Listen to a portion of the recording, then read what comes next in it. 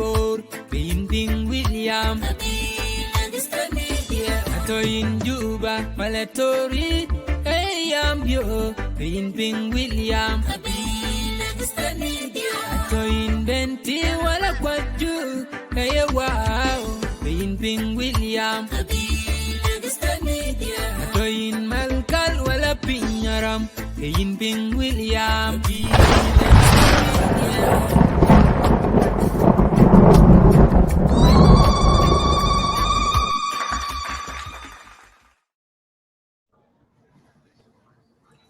Welcome to Lagos State Media, all the audience. Before we started, I would like to play the song that for all.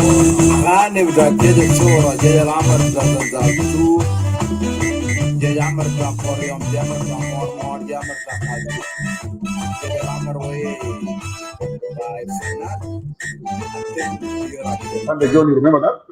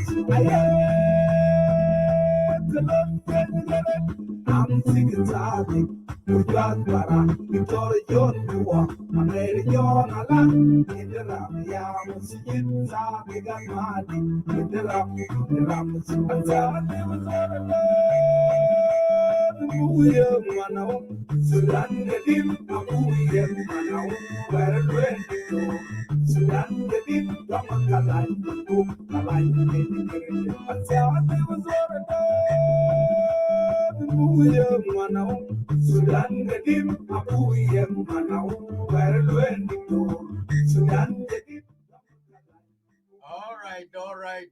Thank you so much. Welcome to Lagos State Media Beyond Boundaries. All of you, we appreciate our viewers and all our guest speakers tonight, today, this afternoon, wherever you are tuning in. We have in the studio with us Professor Jok Madut Jok and Dr. Peter Birajak, Dr. Sande De John, Mr. Emmanuel Yakani, Comrade Gering Machar, and the host of the day or the night, Majok Makur Mala.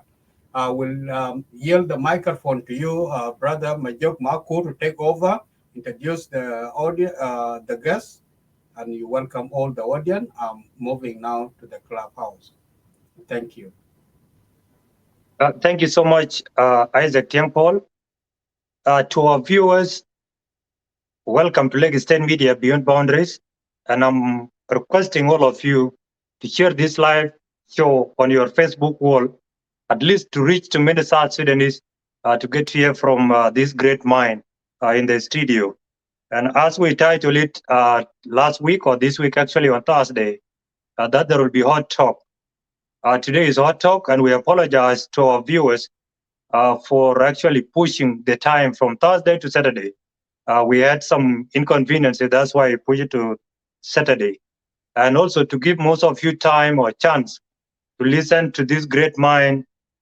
And these are the seat of the nation, who most of you used to hear from our leaders some time back. And the seeds have really grown and they have already yielded fruits. It is a time for them to give us those fruits, for the young people in South Sudan to enjoy the fruits of these young people. And as you have heard from the president of Lagos State Media, Isaac Tiampol, in the studio with us is Professor Jok Madut Jok. Professor Jok Madut will also share his thoughts with the fellow South Sudanese and also share the ideas on how the nation is moving in regard to the political trajectory in our country. On the same note, we have Dr. Peter Biarajak. Biarajak Abudao is here with us, and he will also share his opinions in regard to the topic at hand. On the same note, we have Dr. Sandede John, and don't be surprised, we have doctors and professors in the studio, which will actually give us chance and actually hope to we who still have a common man title called Mr. Something. Me too, I'm really hopeful that I will join the league of doctors or professors time to come. And on the same platform, actually, we have the Red, of which most of you have seen, who is like, he's a son of Red, and the Red has really consumed him, including his brain. And if you can see the heart at him, Comrade Agal Machar is here with us, and he will speak about the election and the issues of the country. And let me remind you, our viewers, it was last week when Agal spoke here eloquently, and most of you were really happy with him and requested us to bring him back. This time around, we did not bring him alone. We brought him with the different individuals in order to give meaningful to our discussions. And we have our usual guests, of which most of you are familiar with, Comrade Edmund Yakani. Edmund Yakani has done a lot to that country, and he's continued doing great things to our nation under his organization called SEPO. And our topic of today is about election. Is South Sudan ready for general elections next year, 2024 December, or not? And the topic that follow after that is the invitations which the government of South Sudan extended to the all-out group to join them in Juba for the roundtable discussion. And after that, we'll be having some few follow-up questions. And to you, our viewers, you have a chance to ask them whatever question that you deem fit to be answered by our guest. And we really need you to organize your questions under the comment section. And the team in the studio will also display your comments or your questions to our guest to answer them. To the Clubhouse audience, thank you so much for gathering there. I know the Clubhouse will be full more than Facebook Live, if I'm not wrong, and you always have a lot of questions to ask. Kindly put them in writings, and we will give you at least 5 minutes to ask your questions before we end our show. Up to this juncture, ladies and gentlemen, permit me to welcome our guests and give each one of them 2 minutes for his opening remark before we dive into our conversation of today. But remind you again, share the live show so that many people will get the wisdom of this South Sudanese. Thank you so much. Let me start with Edmund Yakani. Edmund Yakani, can you give us your opening remark within 2 minutes, and then we move through the line? Thank you. Thank you. Yeah, thank you very much. First, I'd like to say hi to Lex Media, and thanks to Lex Media and the audience of Lex Media and my colleagues, fellow panelists who are with us now. With all, we have some who have missed ourselves for a long time, and now at least we're connected on this show. And of course, not forgetting to commemorate the lives of those who have lost their lives that have resulted to our independence. That today we call ourselves as South Sudanese. As you know, tomorrow is Martyrs' Day, so we need to say hi to everyone, to the family of those whom we have lost, but also like to say we are proud of those whom we have lost their lives. Their lives have not ended up in vain. It has brought the independence that we're in now as a Republic of South Sudan. So I have to say, and of course, my wish is that we will keep on expressing our opinion, because a nation is not built through threatening or through waging a gun or shooting a bullet. A nation is built through dialogue. So I'd like to ask audience that the culture of dialogue should be the best culture we should embrace. We should not threaten anybody, or because if somebody expresses his or her opinion, we need to level the person and threaten the person and make sure that the lives of the person is under threat. That particular behavior is an old behaviors. It's the behaviors of dictators. If we want to manage and we want to administer the state of South Sudan, we must be allowed to express ourselves where.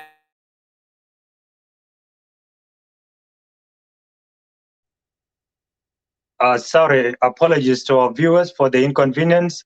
We understand Edmund Yakani is in Juba, and you know how the internet always misbehave when things are actually being discussed. We apologize for that, and he will still join us back. The team in the studio, you can drop him and let him join us once again. Yeah, let me move on to Comrade Agel Machar. It is your time. Give us your opening remark within 2-minute time. Thank you. And mute yourself.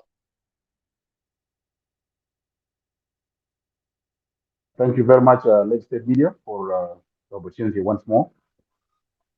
Firstly, I would like to thank my colleagues that are here with me tonight. They are very distinguished individuals who have contributed so much for South Sudan and give us a lot of hope and potential to do more for the country.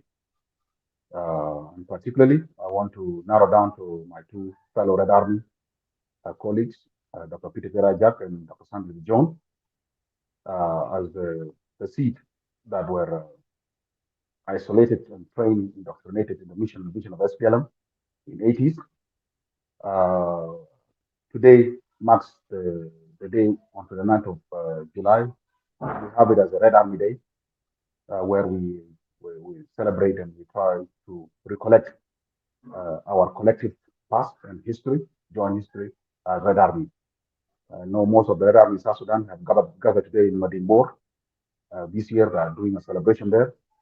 Our gratitude and our salutation are with them. At the same time, I also want to, at the eve of Matthias Day, is the 30th of July, the day we lost our former chairman, the founding chairman of SPLM, Dr. John Garanga Mabior. I want to recognize him, his contribution, and contribution of all those Matthias that have fallen along the path to freedom, including Comrade Carbino Kwanyin-Bol, Comrade William Nwanbang, Yaram Tonarok, Yashigam Yashluk, and so forth, and all the officers, NCOs and soldiers that have fallen, and all the civilians that have been caught up in the war of liberation. All of them are martyrs because they have sacrificed their lives for the country that we have now. That's why the red color is the color of SPLM. So I want to recognize them.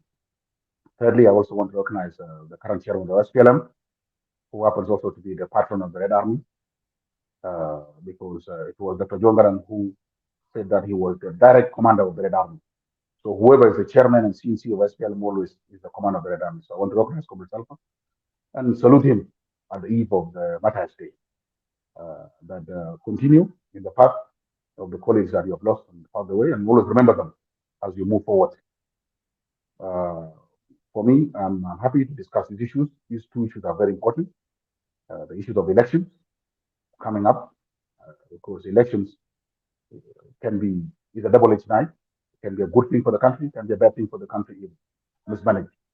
And the second topic, which is the roundtable, which is an attempt of the current government to try and reach out to those brothers that have differed with them in opinion and in politics and in ideas, to try and have a roundtable as brothers, whether it is SPLM larger family or South Sudan large family, where we can have a roundtable and discuss the future of our country collectively as patriotic sons of this country. So these topics, I'm very happy to share with them, and I'm ready to give my views. Thank you. Thank you so much, Agalerin, for your remark. Eddie Munyakani, if you are there, kindly can you conclude your remark before we move on? I think my conclusion remark is that, of course, as we know today, we are in the eve of our Matthias Day. We extend our stand and our hearts and our souls towards the families of the martyrs and their different categories, but also like to say we are here as South Sudanese, and we should really address the issues as South Sudanese, being in the elections or being in the round table. And we must have open mind that the nation of South Sudan is not built by more of a selective and centralized mind. We must have an open mind, and we must be democratic, and we must welcome every person's opinion, because he or she is a South Sudanese and have the right to contribute to whatever way that we need to build a South Sudan we want. So I'd like to say, let our voice in today's talk show be the voice of the South Sudan we want, that takes everybody without any form of discrimination. Thank you very much. Thank you so much, Eddie Munyakani and Agalerin, for your opening remark. We move to Dr. Sande De John. give us your opening remark, 2 minutes. Unmute yourself. Yeah, thank you very much, Majoma Kur Malak, and the entire Lake State media team that has always been giving us the platform to share our views with our fellow countrymen and women.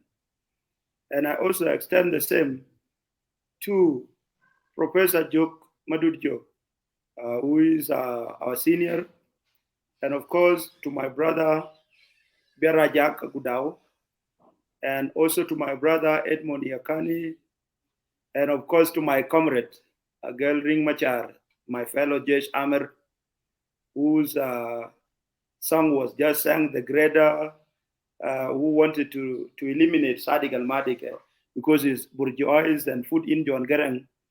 And we can recall our days in Korchum where we were rejected by the UNICEF, the feeding group, because we were fat boys. And we came up crying. I can recall those memories. So it has been a long struggle. Okay, it has been a long struggle. And we are here today. While converging at this stage of the Lake State media, we are not here to debate in a manner that is haphazard or in a manner that will maybe be injurious to any of the panelists that are here.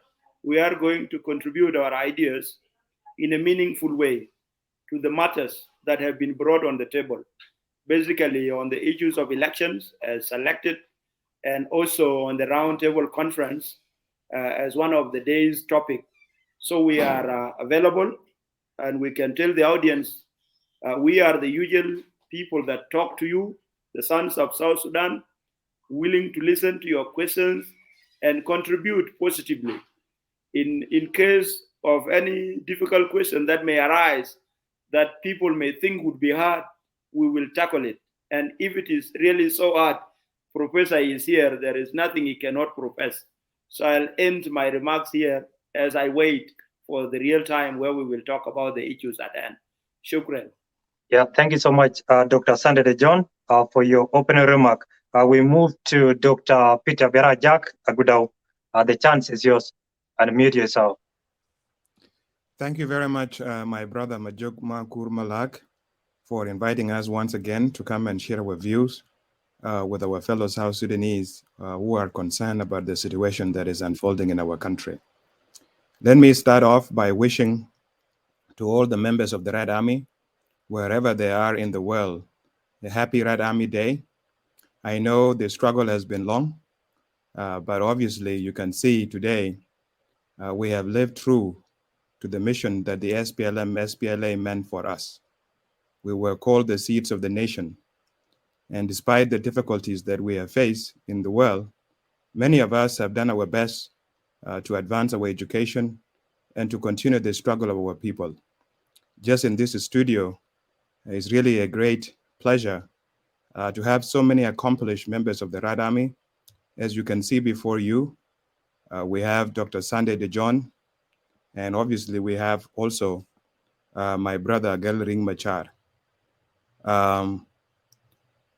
I also want to extend early Martyrs' Day wish to all the martyrs of South Sudan, those who lost their lives in the struggle to free South Sudan from oppression, from all the problems that our people face. The struggle has been long, but we have made a lot of accomplishment. Today we have a new nation, South Sudan, which we are all proud of. Although we have challenges, it is a foundation upon which we can build a better future for our people. Finally, I want to thank the Lake State media for giving us. We apologize, our viewers. Something happened, and we'll wait for him. He will return to the studio shortly. Allowed me to invite or to welcome Professor Job Madudjo to give us his opening remark. Professor, you're welcome. Thank you, moderator. Thank you to Lake State Media and its entire team. I am grateful to be invited back once again. And I am grateful that I am sharing this platform today with such brilliant young minds. And it's great that it is happening on the eve of the Martyrs' Day. And I wish the families of those we lost a great day and a great chance to commemorate and to memorialize the names and faces of those we lost. I am somebody who has not taken up arms in the liberation, but I have kept my eyes on the liberation trail since its start. And it is duty of people like myself to always commemorate that liberation trail through actions for our country, but also through memorializing the names of these people that we have lost, and also the story. The stories of our struggle are important for us to record and to celebrate and to exhibit and to share with the generations to come. Because it is always said that each one of us has to leave something behind so that in the future they say so and so was here. It is important for us to engage in conversation. A wise person told me that people who talk with each other cannot be enemies to one another. If we talk to one another, we are bound to be one people, to build a nation that belongs to all of us and that each one of us aspires for. Let us talk with honesty. Honesty is the best propaganda. And stating facts as they are, even if they are against you, is the way. Next time the Lake State media convenes a panel like this on such important matters, I hope there will be a woman among the panelists. I think we have to cultivate that tradition of gender equity in our everyday interactions. This country belongs to all of us, and everybody must be heard if they need to be heard. So I wish all of us a great day of debate with honesty, with reverence, and with respect to each other and to our viewers and to our entire country. There is no need to project an image of antagonistic people. That doesn't help us when we are antagonistic. Even if we disagree, let us disagree respectfully. Thank you to Lake State Media, and I'll come back whenever there is a question on the table for me to try to tackle. Thank you. Yeah, thank you so much, Professor Jok Madud Jok. And your concern is really noted, and we apologize for that. Next time, we'll arrange it at least to empower and include some of our young ladies who can be in a position to share their thoughts too in regard to the affairs of our country. Thank you so much for that. We actually try our best as Lake State Media to reach out to some of the ladies that we know.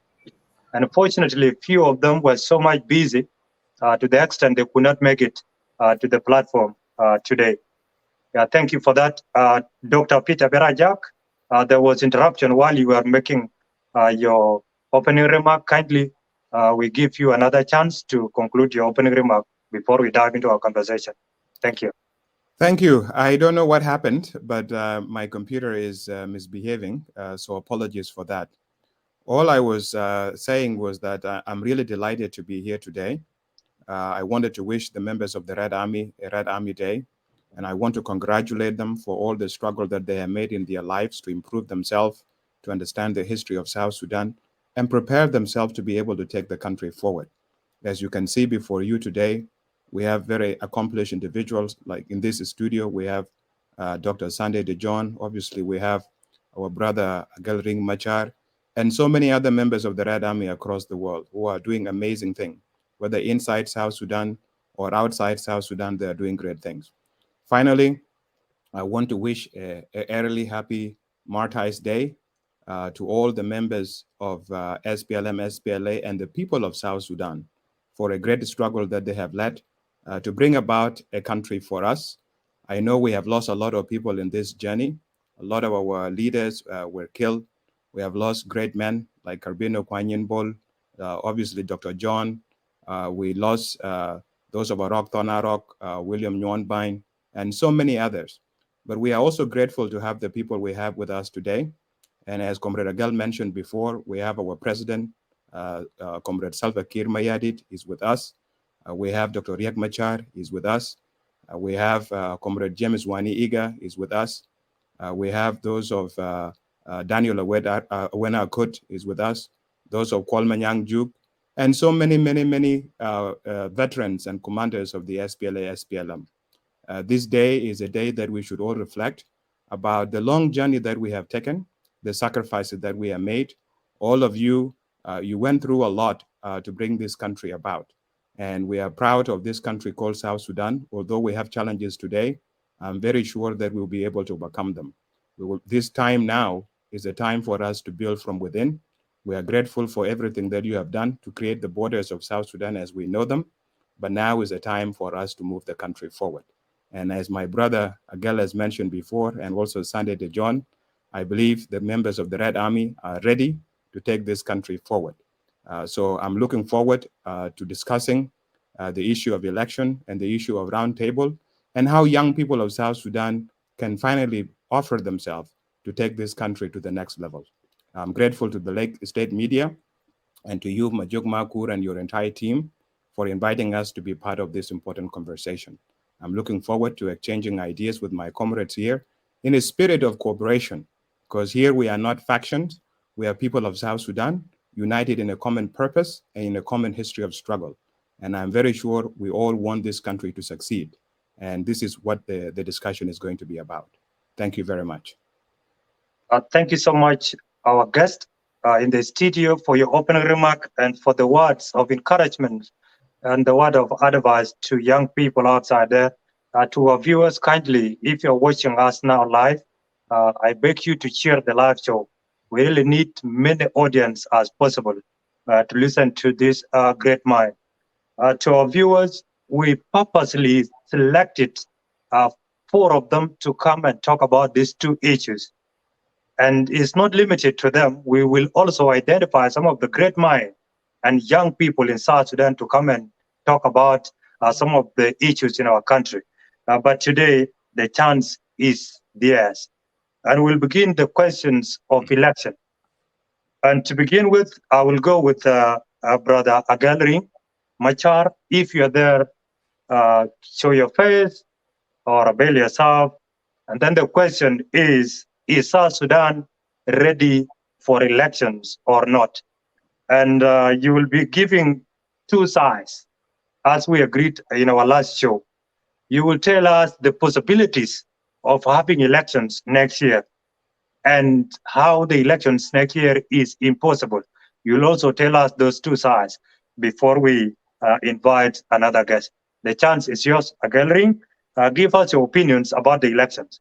The SPLM, of which is the mother party in the country, and you are also a member of the SPLM, and even the dressing code itself can tell our audience, is outside there campaigning, doing everything to make sure that the elections should be conducted next year.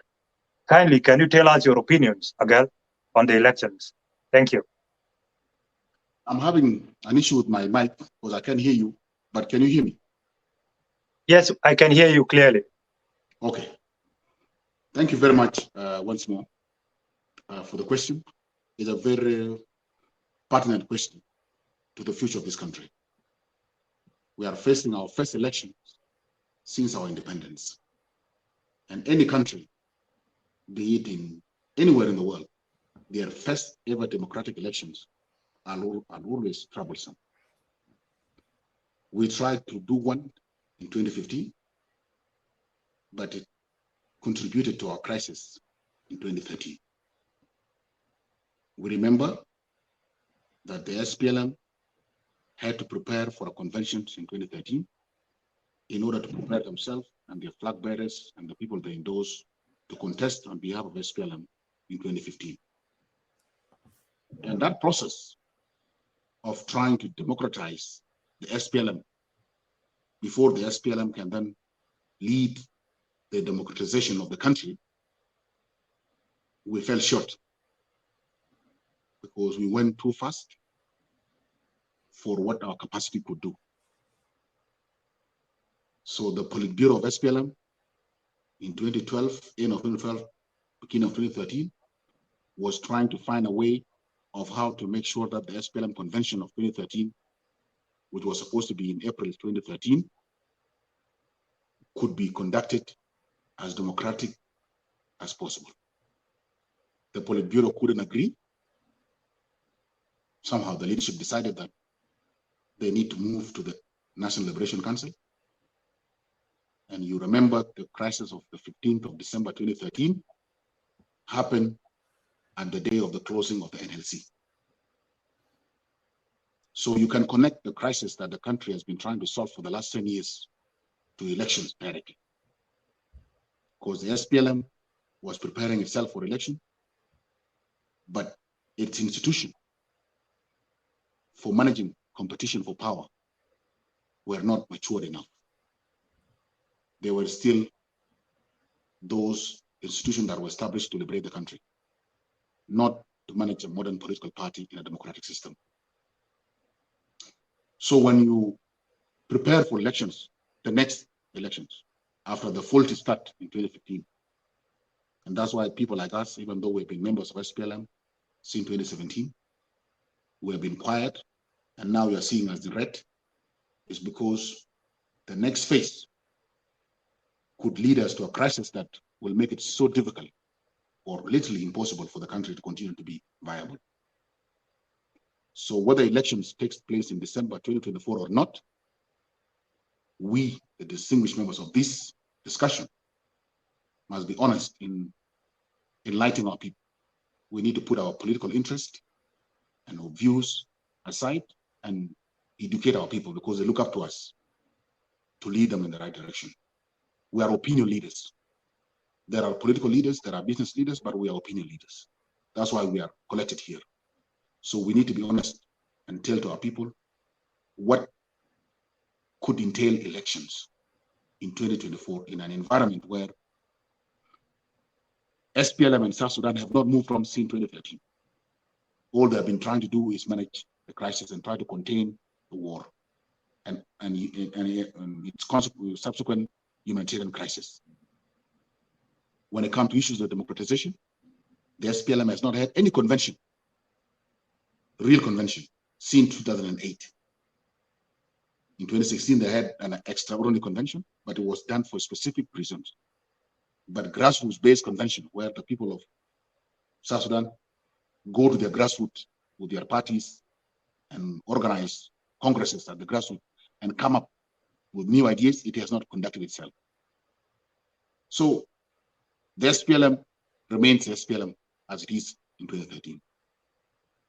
So for me, as a member of SPLM, when it comes to issues of election, I have two positions. One position is a party position, partisan position.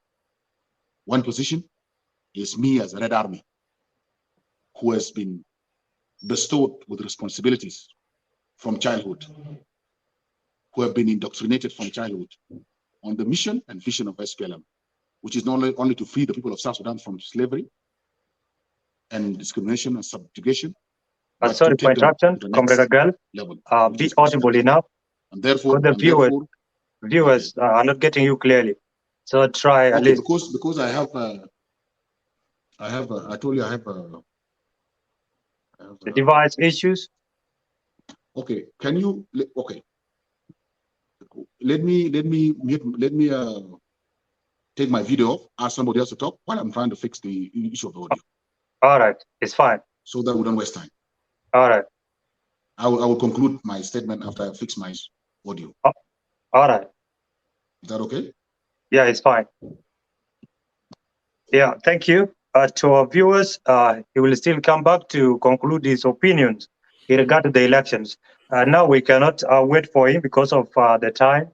We will move on to Edmund Yakani, who is one of the leading activists in the country and somebody that has been following up the issues of in political arena day and night to see exactly what is happening, and somebody who also has knowledge in regard to the issue of revitalized peace agreement and whether it has been implemented fully or not, or it will be put aside and we move on with the election despite some of the chapters which are not being implemented. Edmund Yakani, activate your mic and the chance is yours.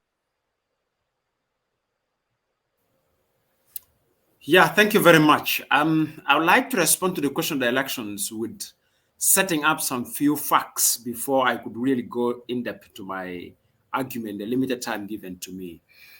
One, any extension of the transitional period from now after 2024 December, it may put the legitimacy of the incumbent government under question and mistrust before the citizens and before the other mechanism, which we can name them regional and international. So that's one thing that needs to be why, because this extension will have been done several times. And this justified to you that actually the option we have now is whatever the excuse will be, elections have to be a viable option. The second fact is that we're supposed to have what is called conducive environment for the conduct of elections. This conducive environment is associated with the things that simply require a political decision without any single penny, whether SSP or USD, at the presidency.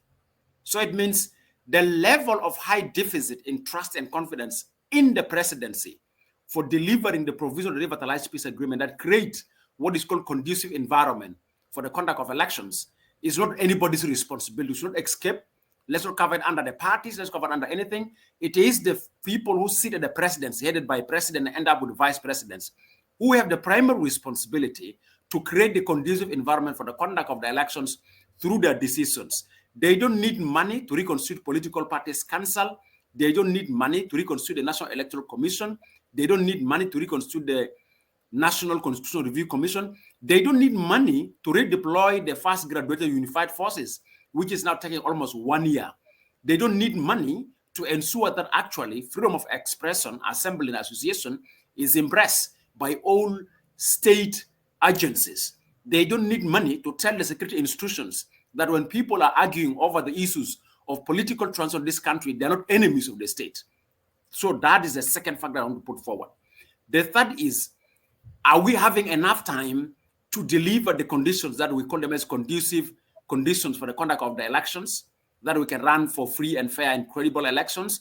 I would like to say just it requires political decisions.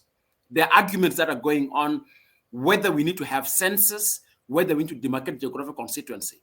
All this argument is aiding an extension ideology. And the extension ideology I'd like to bring forward with an honest and sincere position is that it differs from one party to another, and specifically the two principal parties. Even maybe the word principal sounds discriminative to SOA, to FDs, to OPP, but specifically the SPLM, IG, and the SPLM IO, they have several arguments that all support extension. What are their difference of argument? SPLM IG will tell you we are ready for elections, but they're delaying with the power they have reconstitution of the political parties council, the National Election Commission, the Constitutional Review Commission, even the decision for the unification of the forces lies with the chairperson of the SPLM, who is the president. And then also, when it comes to the SPLM, they'll tell you we are not ready to go for election because the preconditions for the conduct of the elections are not being met. And among them, unification of forces, reconstruction of the institutions. But His Excellency First Vice President also sit at the presidency. So that's why I would like to say we should not blame anybody in South Sudan if there's any failure to conduct election, and if there's any fall back to violence, nobody should be blamed. It is the members of the presidency, and there are about 6 of them. We should not beat around the bush. We should straightly say they hold the power to shift everything in this country to either a positive scenario to a negative scenario in the best way that they wish to be. That's one thing I'd like to say. So I'd like to say also, another factor I want to put forward is already we have seen an external pressure that elections should take place. EU have made in March that they are ready to support the elections. Recently, AU have taken a position, election must be held by December 2024. And we have seen already other countries like US, Troika in general, have pushed elections to be taken in position. But of course, we have seen UNUMIS, which represent international community, say the parties are not ready for elections. But to be honest with you, there are events coming in the face of their parties or in the face of the government. The September report of the SRG, the October meeting of the UN Security Council, and likely that will be followed by a joint meeting of AU and UN in Juba, because our leaders normally, when they call for a meeting outside, they escape. This time, AU, Peace and Security Council, and UN Security Council are coming to Juba to meet them in Juba, so nobody can give an excuse. So there are no delegations. We meet the actual people. And then December meeting of the UN Security Council, which is the end of the year and opening the next year. This one very important. So I'd like to say there should be no any excuse for not holding elections. And any campaign for extension is a disaster to this country. Why I say disaster? It caused financial insecurity to our country. The size of the parliament, the size of the presidency, and even recently I would like to share with the audience. We took a time to assess the cost of moving the motorcade of the presidency in a day from their houses to the offices, from the offices back. It's actually a movement of 2 health centers or 2 primary schools. For how long should we move primary schools that are supposed to benefit number of our children or primary health care in the name of that big umbrella of presidency? Don't forget about the parliament, the size of the parliament, the council of states. Go down to the states government in terms of council of ministers, the size of almost 17. Go to the states parliament, over 100, and multiply by 10. This is really too much. I think election the option. For me, there's no standard checklist for the conduct of elections. The best standard checklist for the conduct of elections is having freedom of expression without any form of discrimination. Let people express themselves. Let them assemble. Let them associate. Let them not be discriminative. Let them be allowed to express themselves. That is number 1 thing. Number 2, we need to have electoral-related security preparation, making sure anybody who is contesting for any electable position is protected by the state, and the state should not discriminate by embracing and giving space for others and denying others opportunity. And that's why even I made it say to Lex Media, next time, as we see my brother with his star, his opponent, the IO should be around, the other political parties should be around. I know Sunday, Dr. Sunday, Sunday is around with me here, but I wish that also the SPLM IO should surface here so that we hear their voices, let them express themselves. So for me, equal playing field is very important. The third one that also we need to see is resourcing the institutions that are responsible for elections. That's a third condition that is very important. And allowing political parties to have a space. Code of conduct for the election. And among the code of conduct is allow colleagues like Peter Biar to come to Juba. Why should we sanction people? So yeah, I know I'm left with 1 minute. So also allow the political playing field should go beyond those who claim that they are legitimate political actors because of the revitalized agreement. No. My brother, Dr. Sunday is here, Peter Biar is here, Dr. Jong Madud is here. Allow everybody to come. Open the space to everybody and let everybody come and speak. Because if we say elections is the power of the vote of a citizen, we should not be selective. We should not sanction others that, you deserve not to be here because you are our opponent. That's not opponent in elections. Actually, you will prove yourself through the vote of a citizen. That is my intervention. Thank you very much. Thank you so much, Edmund Yakani, for your opinions and the things that you have laid out, the things that may prevent elections, and the opinions to why we should go for an election. The issue of IO, we really try our best we also invited the IO spokesperson, and unfortunately, he did not respond to join the platform so that he can also speak from their side. Thank you for that. We will still organize another show for him to come and tell us exactly what is their stand as the SPLM IO. Thanks for that. A gallery, you can actually conclude your opinions within 3 minutes, if you don't mind. Thank you very much. So I was basically saying that the SPLM, the party that I belong to, is the movement that is responsible for 21 years of leading the people of South Sudan through the liberation struggle and to raising the flag of South Sudan. We have proven through track record that we have the interests of our people at heart. We are not saying it. We have proven it by how much sacrifice and the leadership and the vision that was set by the SPL leadership under Dr. John Garang in 1983, July. It is a vision that has ended us in this country that we're talking about. The SPLM had difficulties since 2011 up to now because of internal divisions, which is not, by the way, not the first time. We have had internal division in 1983. We fixed them. We had other internal division in 1991. We fixed them. We had internal division in 2013, and I'm sure we're going to fix them. Putting that aside, every time we have internal divisions, we have been deviated, and it has taken us longer than expected for us to achieve our objectives. So the SPLM still wants to continue in that path. But the SPLM is a party that is people-centered. So what the people of South Sudan want is what the SPLM usually delivers for them. And if majority of the people of South Sudan want us to go to polls in 24 December, I can guarantee you that our party has committed to making sure that election happens on December 2024, regardless of all the challenges that are facing us and the country and the party. The SPLM will take the people of South Sudan to election if that is what they want. If they want to be patient, and for us, which is the other view, for us to prepare the country for elections, the SPLM is also willing to lead the people of South Sudan down that path. And people may think that few things like passing the Political Parties Council Act or election bill and also and so is enough for free and fair elections. That is not true.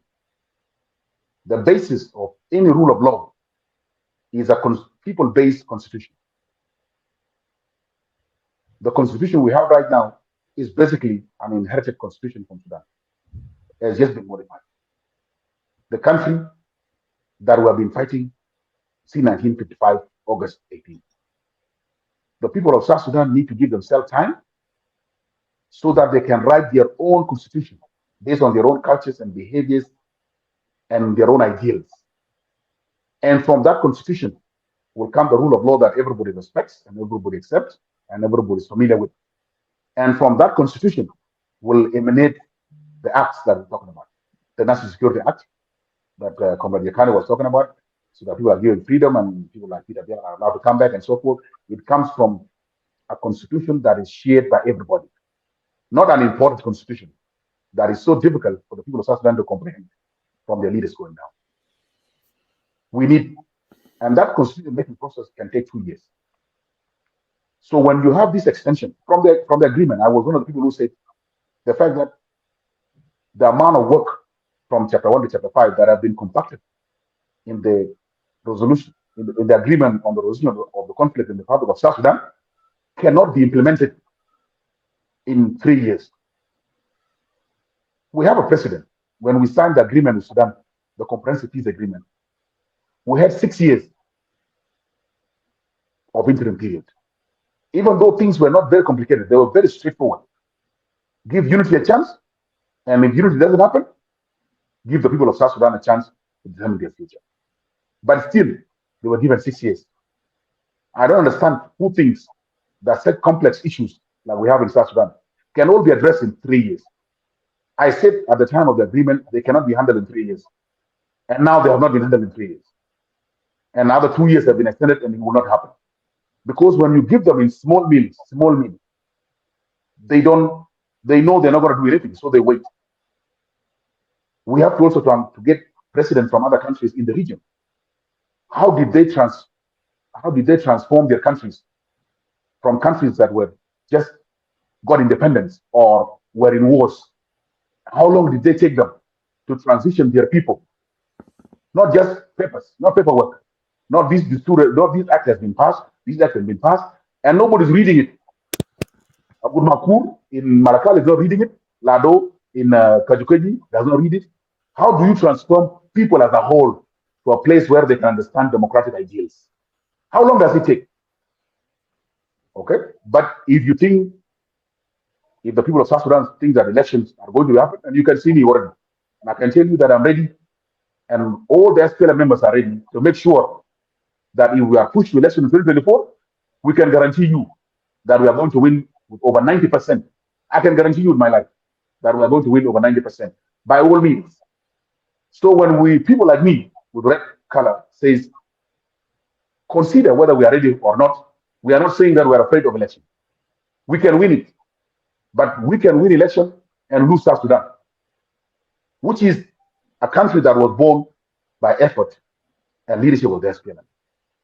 South Sudan is a child of SPLM. We do not want it to get lost or to get harmed. But if we are challenged, we are ready to go for election. That's all I want to say in this regard. Thank you. Thank you so much, Gallery, for your opinions.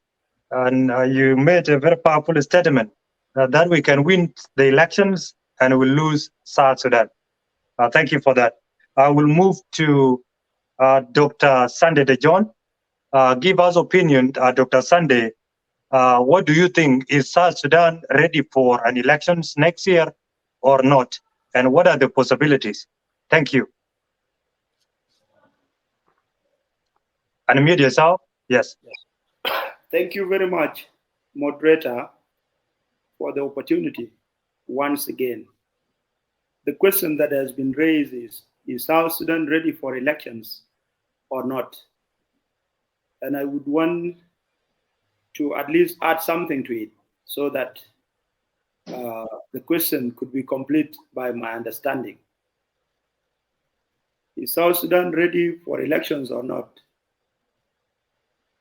This question may need an answer like yes or no, but we can add that if yes, justify, or if no, justify in that aspect.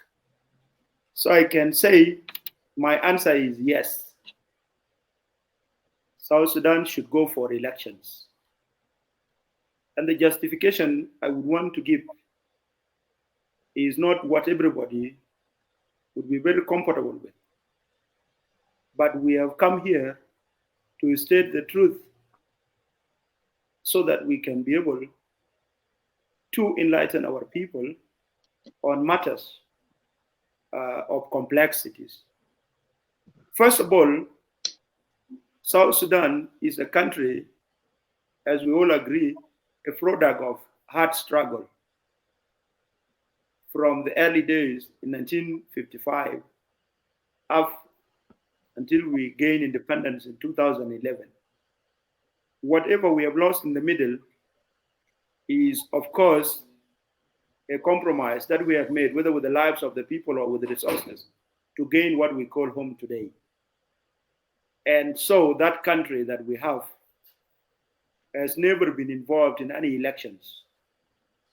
The elections that were conducted in 2010 were for the major Sudan. And the South Sudan was given the opportunity to exercise elections just like the Sudan as a whole was doing. And we know how that elections went. Whether it was good or bad is a topic for another day. What matters here is South Sudan safe at the current state where it is in? No, South Sudan is not safe. South Sudan has fought itself in a vigorous way. There are so many things that have happened, and that has led to a number of agreements. The 2015 agreement, we're not going to blame SPLM because we know, obviously, there was no any other party that has created chaos in South Sudan except the SPLM that liberated it based on power struggle here and there. So that thing would be something that we cannot discuss now. But after the mess, what next? That is the question. There was 2015 agreement, and the agreement was not implemented fully. It ended up in another conflict in 2016 with the chase of Riek Machar to Congo and the mess thereafter from the J1 dogfight and the related incidences that came as a result of that. We eventually degenerated into a country of factions where one faction is there, the other one is in the other side, and there is no meeting point where these factions can come together. Now, the conflict was to be ended through the revitalization of the agreement, and the current agreement was signed 2 years or so down the line, 3 years down the line, from 2015 to 2018. The agreement was criticized widely by those that are inside it, those that are outside it, including President Salva, because of the things that they have sensed to be incompatible to make this agreement implementable. And if we look at it, the agreement cannot be implemented smoothly, but it was the best was we have. Whether I am part of it or not part of it, it is the best was we have. It has brought at least these principles that were perpetuating the conflict to one table, regardless of whether they like each other or not. That one was a positive connotation about that agreement. And therefore, they opted to implement it. To cut the long story short, the implementation of agreement, that is basically what we have today, is not smooth because of 6 factors. Factor number 1 is politics itself. There is dishonesty and there is political involvement in that each of the parties or those that are behind them would want to outwit the other. So there is no smooth route that can be followed. Whether Riek Machar wanted his way or President Salva wanted his way, the outcome is there are political bottlenecks that could not be resolved even at the outset of the agreement, which require then 100 days extension. The security arrangements, whatever that is there, based on the chapters of the agreement, has never been done. So politics has played that role, as you have heard from Makwil, where these people will not work together. It's politics. They are sons of South Sudan. Where will Kir take Riek, or where will Riek take Kir? The same way I cannot take a girl anywhere. So they have to come together. Now they started the implementation of the agreement. There are other factors that they encountered in the middle, including the international interest. There are international factors. You have heard the United Nations mission in South Sudan saying that the ground is not fertile for the elections. One, after the peace agreement, they are still keeping the POCs full of people from South Sudan. What mechanism, what policy have they devised in conjunction with those that are implementing the agreement to bring those people out to their homes? The question remains, and it is also a factor. There are security concerns. So there are security factors. You are refusing inside the UN compound because you think if you go to your village, the war may erupt, or there is still war there, like it has happened recently in areas of Malakal, including the POCs. That is a factor by itself. The other factor that is affecting the implementation is still the economics, the economic factors. Even if we have oil money, there are always standards set. There is a budget put for implementation of the elections, and not all of it. With the interest of prioritizing, we need roads, we need developmental projects to kickstart, and more so, rake with corruption. That is a factor. The other factor that is there is of course, the transitional justice. The transitional justice has not been done. And there are technicalities like we do not know the population of our country, and we do not know this and that. First, when Sudan elections were kicking off, the census was conducted in 2008, and its results were rejected, basically in the south and other region of Sudan. 2008 census did not work, but still elections had kicked off. What I want to say is all these factors have been given timelines. 36 months, that constitutes 3 years, that has been extended to 24 months. South Sudan found itself in limbo, a kind of transitions, one after the other. And they are not even smooth. They are not productive in terms of development, in terms of harmony that is required by the nation. Now, if we continue saying that these things will be righted at this time, we are only going to have generations that have been wasted with wars and with egos. If elections were to kick off today, even if there would be no big impact, I know elections can cause conflict. Even if there would be no big impact, there would be an iota, I don't know, a slight change that will come in. For example, we have a parliament that is bloated, a parliament of 550 members. First of all, economically, that is not good for our country. Number two, there is sustenance of members of that parliament from 2010 to now. Some have aged and they cannot reason in the interest of the nation. Others are those illiterates that were put in as a compensatory mechanism by the SPLM. They cannot make any laws. They cannot make anything viable for our country. So there would be at least a chance for the country to see few faces. Even if we are not part, there will be few faces that would be interested or that would be interested in advancing patriotism. And patriotism here, I don't mean you pick a gun and fight a fellow countryman. You forgo your interest. For example, if BR would do it well, why would I be an obstacle? I can easily say, let BR do it. That does not mean I will not be a son of that nation. While we are also serving the interest of time, I would want to conclude in this aspect that the elections should kick off so that we can be able to prevent these interested parties that are interested in advancement. Of course, SPLM is comfortable, Riek Machar is comfortable, the SOA and the rest are comfortable. If we say today, stay for 10 years, they will not disagree.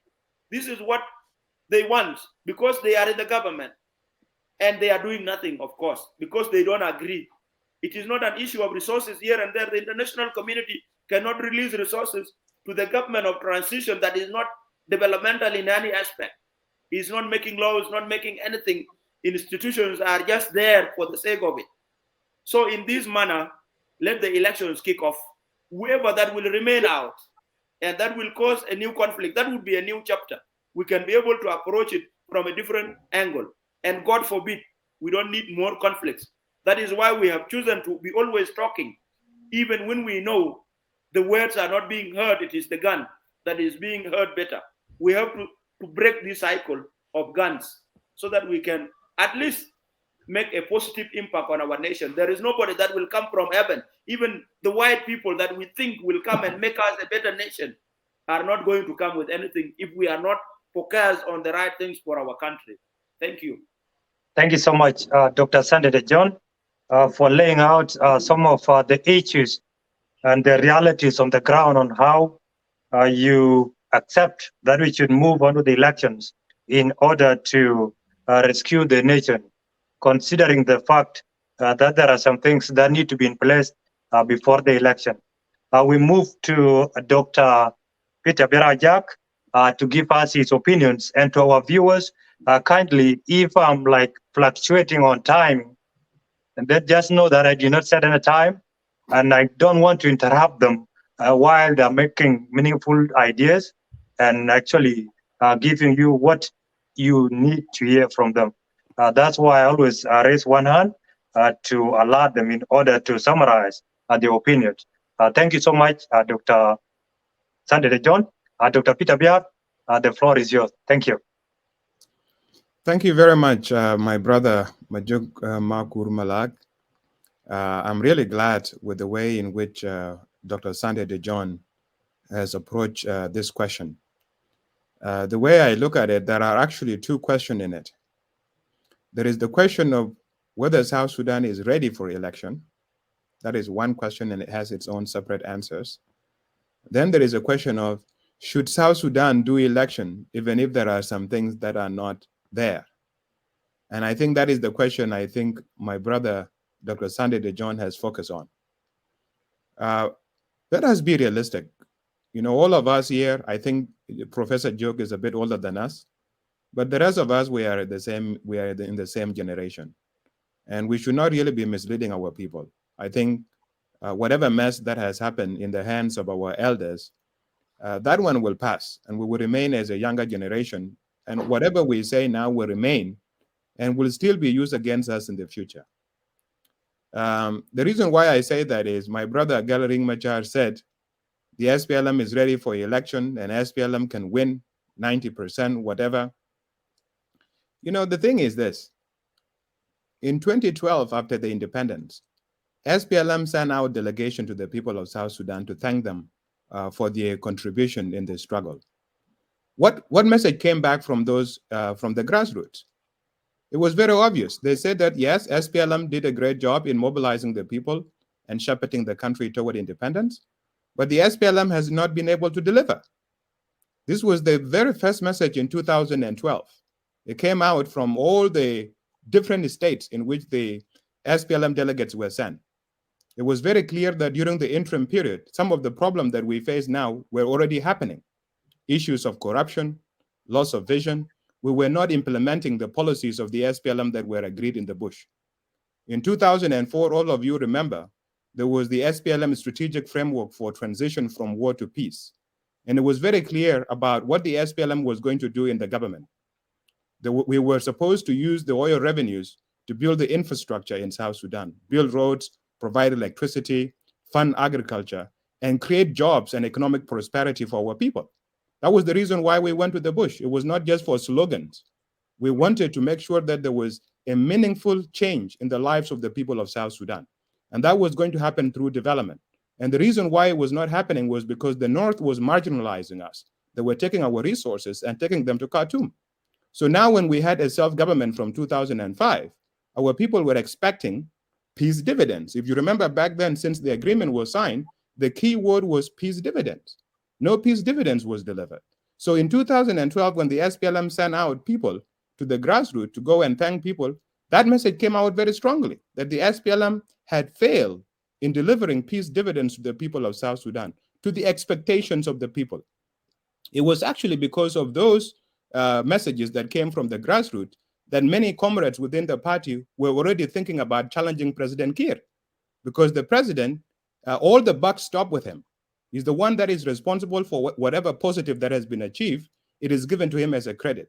If there are failures, the failures are also his.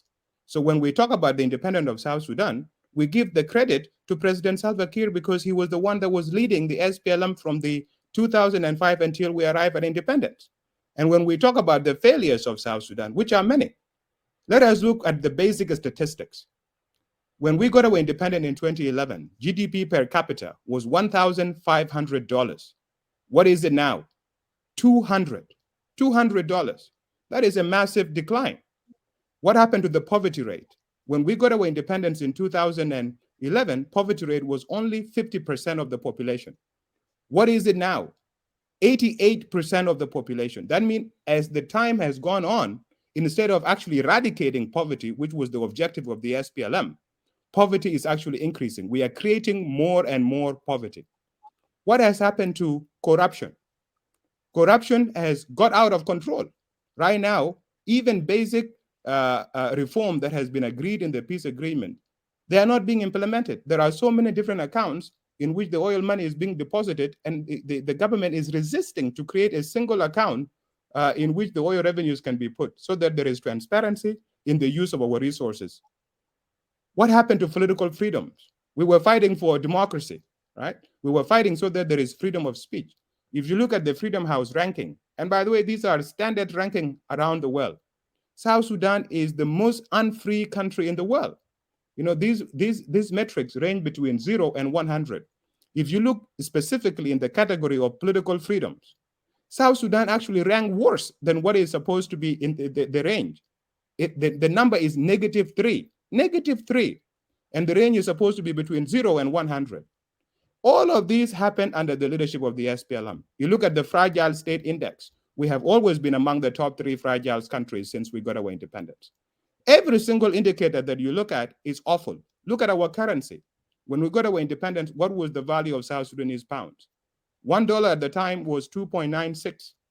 $1 was 2.96. What is it now? What has happened to the value of our money? All of these, when you see them, you see the reality of the situation. And this is why the national dialogue, when it was done, and by the way, these are things that we have all witnessed. The national dialogue came out very clearly blaming the leadership of the SPLM across both factions, that they have failed the country, they have disunited the people, and they have allowed the country to degenerate to the level in which it has. So we cannot say really with seriousness that if the elections are held today, that SPLM is going to win 90%. That is not true. You know, people of South Sudan are not idiots. You know, they are very intelligent people. Many of them may not be educated, but they're extremely intelligent people. So that one is a point that I just want to put back. But here is the thing. I agree with Comrade Agal on the issue of constitution. Constitution is extremely fundamental. You know, we cannot continue to recycle the same old constitution with amendments after amendments without giving the people of South Sudan a room to actually build a social contract. What is it that makes a country a country? What is it that makes us one people? You know, we have not defined that. We have not talked about that. The national dialogue was a very good beginning, and there was a lot of great ideas that came out through the national dialogue. But they need now to be put together into a permanent constitution in which there is real check and balance. You cannot build a country in which one branch of the government have subjugated all the other branches of the government. You have seen recently with the rally that happened in Wow. Chief Justice was there. Chief Justice was there wearing the same uniform that Agal is wearing there, wearing SPLM red shirt. And he's the Chief Justice. He's supposed to be neutral so that if there are disagreements in how the elections are conducted, then he can be a fair arbiter and be able to give justice to each of the parties involved in the dispute. The same thing with the parliament. Dr. Sunday De John has already mentioned, we have an appointed parliament where every single day there are degrees coming out, new members are being put in, some members are being removed. Why? It's because the parliament has been subjugated by the executive. We don't have independent institutions in South Sudan. And this is really a crisis because when we fought for the independence of the country, it was so that we build a country along the ideas of the new Sudan. But what we have done now is actually to replicate the same ideas of the old Sudan. So what I want to say is this. I agree that there should be elections. I have been speaking about election for the last 6 years, before even South Sudanese even think that elections are realistic. But it's the only way in which we can bring the power back to the people of South Sudan. We have to go for election. But what we need right now, we need our leaders to show political will. Dr. Sunday De John was mentioning all those 6 things. I can sum them up as lack of political will. This is what the leaders have not been able to show. They have not been able to show that they are actually serious about addressing the fundamental problem that South Sudan faces. We need to unite the security forces. They need to be deployed. They need to be political space inside the country. Right now, there are people sitting in Blue House because they happen to be members of other parties. And they should have a political space so that they can express themselves. That is fundamental. You cannot have elections where only one party is the one going around and campaigning, or only parties that have armed militias are going around campaigning. You are trying to tell us the only way we will be taken seriously is to pick up our arms and also contribute to the destruction of South Sudan. And that is something that we should not do. So we need to have political space. There need to be basic things like the Electoral Act need to be passed. The sad thing is you have SPLM out already campaigning, and they have not even been able to do the basic things that are required for the country to then actually have election. You cannot be campaigning before the electoral law is even passed, before the electoral commission has been formed, before there is even a constitution, before we even have a political parties council. You have someone saying that they have been nominated as the flag bearers of the SPLM, yet their own party is not even registered. How is it that you have been nominated as the flag bearer when the party itself has not been registered and you yourself have not gone for a convention? You know, these are the fundamental issues that we need to address. And as a younger generation, I really want to challenge us. I know we may have different political allegiance, but we should have, number one, allegiance to the truth so that we are able to educate our people and get them to really understand where the issues are. If we do that, we will build a better future for our country. Thank you very much. Thank you so much, Dr. Peter Berajak, for sharing your thoughts and opinions in regard to the elections. Yes, Comrade Gal, you will be given 2 minutes for interjection. I can see you. You want to respond in red because you're for elections, and the two gentlemen, doctors, actually agreed that we should go for an election, holding the fact as constant, according to the opinions. And for you, you said there are some reservation, of which even if you are the member of the SPLM, the diehard, then there are some things that should be addressed before we go for an election. Otherwise, we might go back to the worst scenario of 2013 to 2016. Thank you very much. Thank you very much. Yes, I'll give you 2 minutes. Give your response. Then we move to Professor Jongadu. Even less than 2 minutes. Thank you very much. My learned friend and comrade from the Red Army, Dr. Peter Diar, friend of mine, has responded to my proclamation that if the elections are conducted in December 2024, the SPLM will win 90%. And he said that was not realistic. That was not realistic, in other words. And he said few things to prove that this is not realistic, and if the election were to be conducted, the SPLM will be thrown out. First of all, you must understand if the SPLM will be thrown out, it has to be thrown out for somebody else. We still don't know who is that person that will throw out the SPLM. Up to now, we are left with 18 months to election, and the alternative is still not there. He's talked about the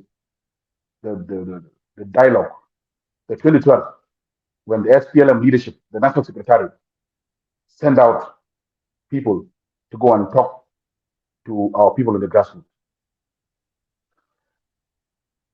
What is being misconstrued about those results were not rejection of SPLM. Those results were SPLM members advising their leaders that they are not happy and their expectations have not been met. It doesn't mean that that person, if given a ballot box, will vote for somebody else.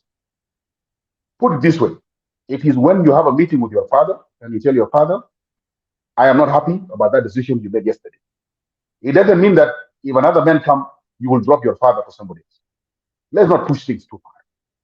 This was an internal SPLM matter, and SPLM were advising themselves.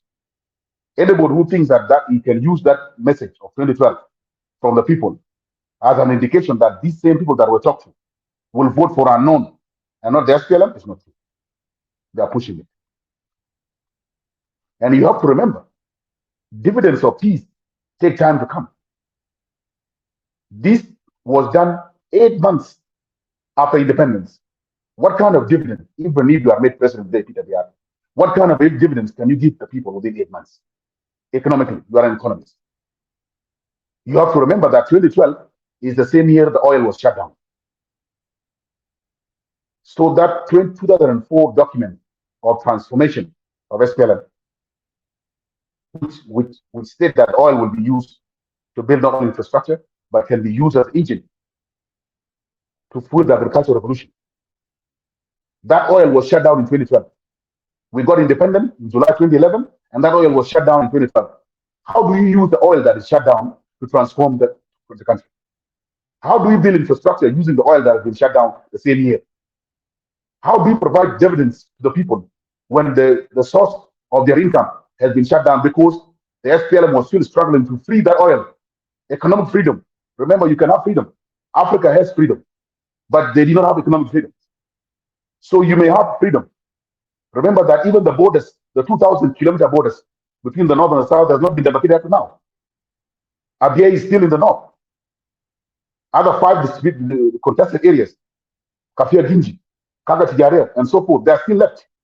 So the SPLM was still at 2012 struggling to free South Sudan economically. How do you expect the same party, while still struggling to free the oil from the enemy, to also the same year turn it around and give dividends to the people of South Sudan? How? So 2012 was not people saying, we have given you 5 years, we have given you 10 years. Time, gallery. You can just summarize. One moment. So it was people saying that people correcting their freedom provider. And the SPLM took that on in. You also said that statistics got worse. Tell me a country where there's war and statistics don't go worse. You are the United States. The Civil War, the First World War, 1914, Second World War. Every time America went to war, what happens to the economy? You cannot blame the presidents during wartime. When war, you cannot say Abraham Lincoln destroyed the economy of America just because the economy went down because he's fighting. So when countries fight among themselves, when parties fight among themselves, economy suffers. So the statistics that we are talking about, they look like as if the country has been in a democratic, free, stable for 10 years, and people who are managing it mismanage them, and therefore the economy, they don't know how to manage the economy. Even if you bring somebody from IMF or from Harvard economy, and you are managing a country at war, the economy is going to go down. Statistics are going to go down. Thank you. The final thing I want to say about WOW, it is not true, Peter Biar, that the Chief Justice put on a red t-shirt. If he had put on a red t-shirt, I want you to post after this show, post a photo. The only photo that is there is that the Chief Justice was in WOW. And you have to remember that the President, Salva, is not only chairman of SPLM, he's the President of the Republic. And he doesn't cease to be President. Whether he's in WOW or whether he's in village of Akon, he remains the President. And anybody who wants to work with him, be it Chief Justice, be it the Speaker of the Parliament, the three division of power, be it the national security, be it the IGP, these guys are still obliged to protect the president wherever he is, whether he is in party room, whether he is in his own house, whether he's speaking with his own uncle in the village. It is the duty of the state to physically protect the president. So the Chief Justice being in WOW does not mean that he is party to the rally. Those that were part of the rally are those that went to the stadium wearing the red. Anybody else who went with the clothes like this is an observer. There are members who went there and they just observe and they want to see what the president wants to hear. In fact, some of the people from other parties attended the rally in WOW. Only those who were the red. But they say Akolkur went there. Akolkur was there as a national security officer protecting the president. They say the IGP went there. The IGP did not take off his uniform, police uniform, and put on red. He was there as a national security officer to provide security for the rally and for the counter rally. By the way, there were other counter rallies by the SPLMI and others. Thank you. And it is not the first time that. So this idea that the Chief Justice put on the red t-shirt is not true. And the SPLM went in 2012. We shut down the oil, you remember, to protect our oil, our own resources. And in 2013, we went into crisis. And we went into crisis, a country that's a war suffers. So we are saying, give us a chance to turn around and help lead the country from war to peace and tranquility, and put institutions strong enough to manage competition for democratic power. Thank you. Thank you so much, Agal, for the response. And before I move to Dr. Peter Biar and Irmun Yakani, I'm seeing the hand, and even Dr. Sande De John. Kindly let's give Professor Jomudu the chance, and then note down whatever point that you want to respond. Then after Professor Jog, you respond. I just need a minute to respond to Agal, and then Professor Jog can come so that we can leave this chapter. I will not take Professor Jog, are you okay with that? Because I don't want you to be seem like you are locked in the corner. Go ahead. It's a very important debate. Thank Professor you. Is a patient man. Thank you so much, bro. Move on now. But also, please, moderator. Yes. Moderator. Dr. Biar. Yes. Dr. Biar. Yes. Let me just raise a point of an order. I wish our brother Abel should not hijack this platform to be an SPLM-dominated platform. We need equal freedom of expression. So don't come in and you want to bully us as SPLM. No, don't take this platform as an SPLM thing. Okay. Please remember, freedom of expression shows even maturity of a party behaviors in running the state. So please, Dr. Biar, I say, you're free. Don't worry about me. Don't worry about me. Thank you so much for raising that concern. I can only invite you to my house for a cup of coffee. That's it. I will never detain you. Don't worry. You are free. And two doctors, they want to spy over our discussion. They want to put it on a spy for our viewers to see that the topic actually, or the discussion is actually getting out of what it was supposed to be, but they're really making it vibrant and lively. So let's them enjoy only that of time. That is the only worry. Move on, Doctor. Yes, I just want to advise you also, brother, to help us with the time, because if we all go on for 8 minutes like a girl did, and it was supposed to be 2 minutes, we will be here for all. So let us have that respect. You have a right, by the way, It was not 3 minutes. I saw it as 3.5 minutes. Mute any one of us at any time if we are disrespecting time. I want to say that this one is very important. There are things that I need to clarify again. What I was talking about in 2012, it was the peace dividends. Peace dividends were not supposed to begin at independence. They were supposed to begin from 2005, the minute that their peace deal was signed and the SPLM began receiving oil revenues. We are not talking about after independence. This was supposed to happen from 2005 immediately, and that didn't happen. That was what the members were talking about. It was not about the dividends after independence. It was the peace dividend from the time the CPA was signed, which the SPLM failed to deliver. And there was a lot of corruption scandal during the middle. You remember the Dura saga. But there was, the SPLM was elected in 2010. If they have not delivered, why were they elected in 2010? Agel, you are interrupting the discussion. You just allow him to speak, and if you want to correct anything, just note it down. Then you'll be given a chance after it. Thank you. And please, the moderators, you should really manage the discussion. Otherwise, there will be no. You are protected. You are protected, Dr. Peter Biar. You are protected. Move on. Yes. So the point is, when that happened in 2012, it was the failures of the SPLM from the interim period, from the day the CPA was signed until the time the independence was achieved. Let us make sure that that one is corrected. Second, we know that the war was engineered. The war did not happen by accident.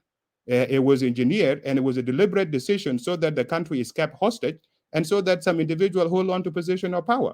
So then you cannot say that we blame the war. That was exactly the intention. And the reason why the conflict is allowed in the country is because the country is being managed through the strategy of disorder. Where do you think the civilians are getting weapons?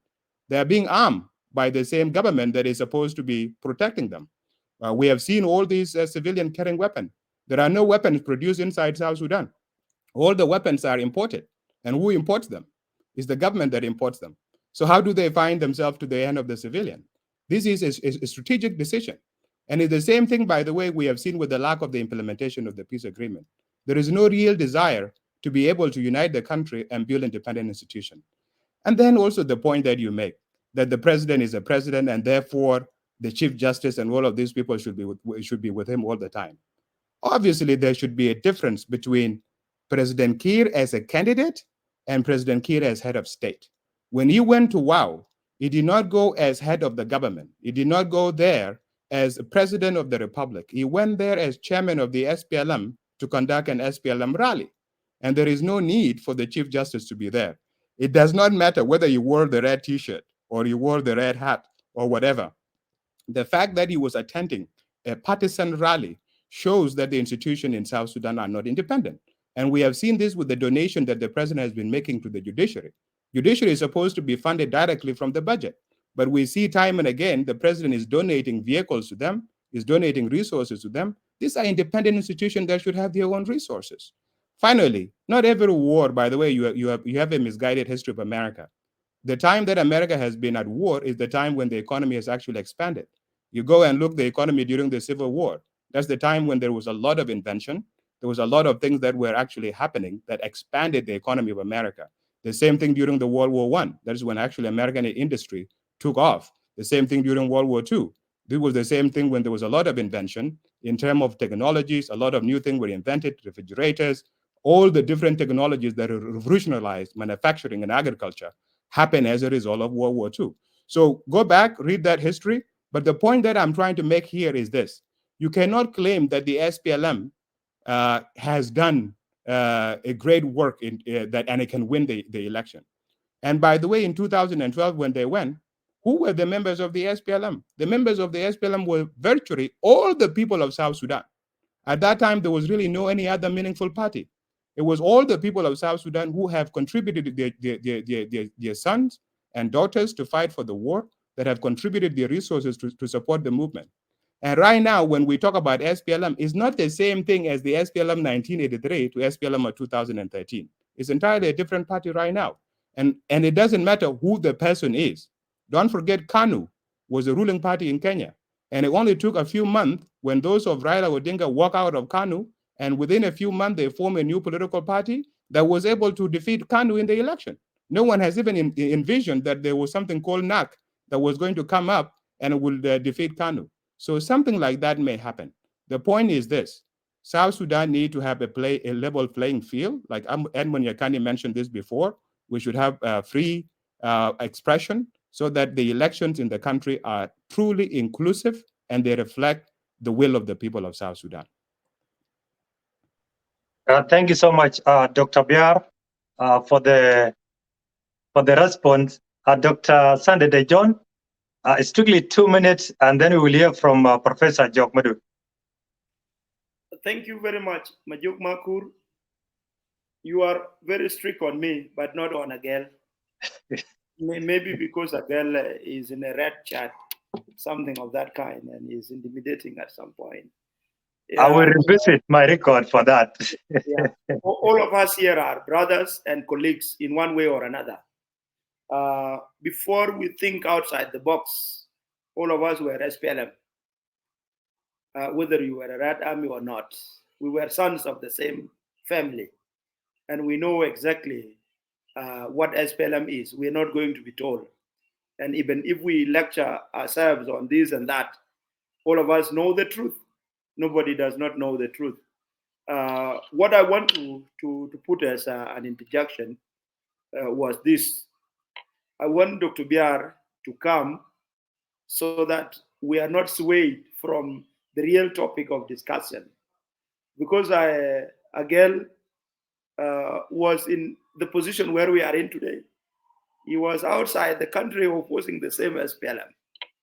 And the citizen outside there knew what he was up to and what has become today.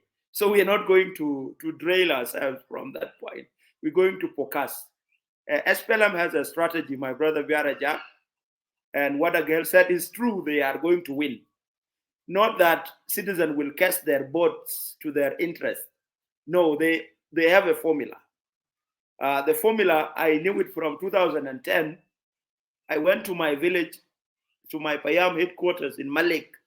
Actually, Majuk is my cousin. I was to board there. And you see the commanders that are sons of Malik were seated under a tamarind tree, and they were intimidating us to vote for their candidates of choice. See, I was interested to vote. Of course, then I loved Salpa so much. So I was not going to reject him because of his rich history and the things that he did that were really good. I was going to vote against Bashir because the opponent of Bashir was Abdallah Degnial, who is my cousin.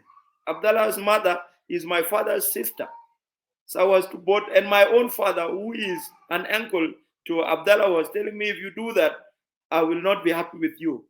Because Bashir is our partner, he has to win, so that we implement the CPA. That was their formula. That formula did not change much.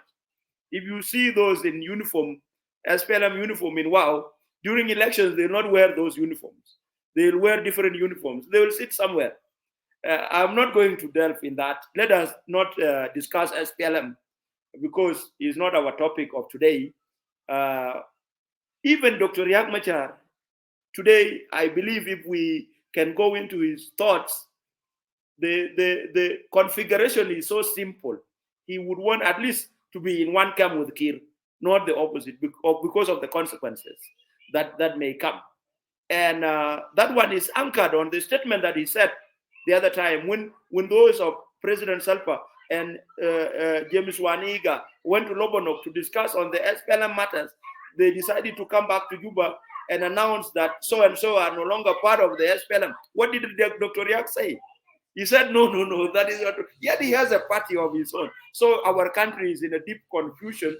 What we need now is actually to bring this power that is being anchored on SPLM in the names of individuals, because if it was for the public, they would have been,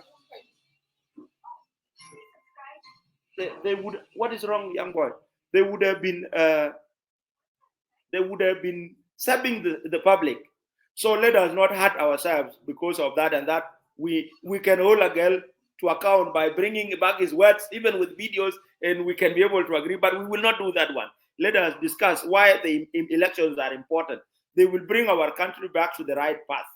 Even if we know there are obstacles ahead, we are not supposed to be speculative, because speculation have a bad bearing. We may miss the point by thinking that a danger lies ahead.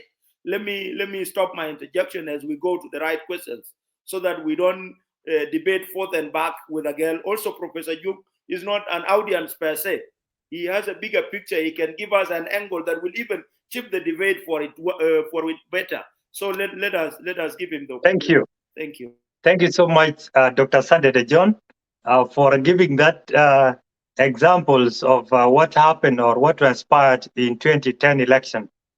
And I can see Agel is ready to actually to respond to that, but he will come in after Professor Jogmadut.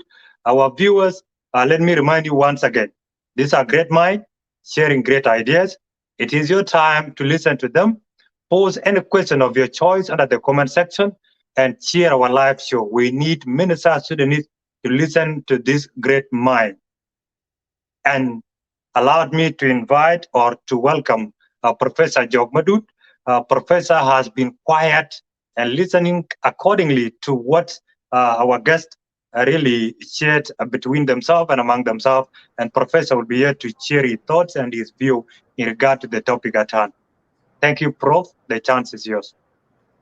Thank you very much, Majok. And thanks to the panelists who have spoken with honesty and to the point. Let me, before I go to my 5 quick remarks, let me first say that Agel may be right that SPLM would win in 2024. But SPLM would not win because people choose it. SPLM would win because it controls all the money, controls the security, controls the army, and they can make anybody vote for them. That is the only way SPLM is going to win. When we know they are going to do that, as Dr. John said, they can even coerce. They can force people to, or they can take the box according to the system that SSU used to do. Sudan Socialist Party used to take boxes at night and dump them into their SSU boxes. What could prevent SPLM and SPLA from doing that? And so that is SPLM winning is not up for debate. But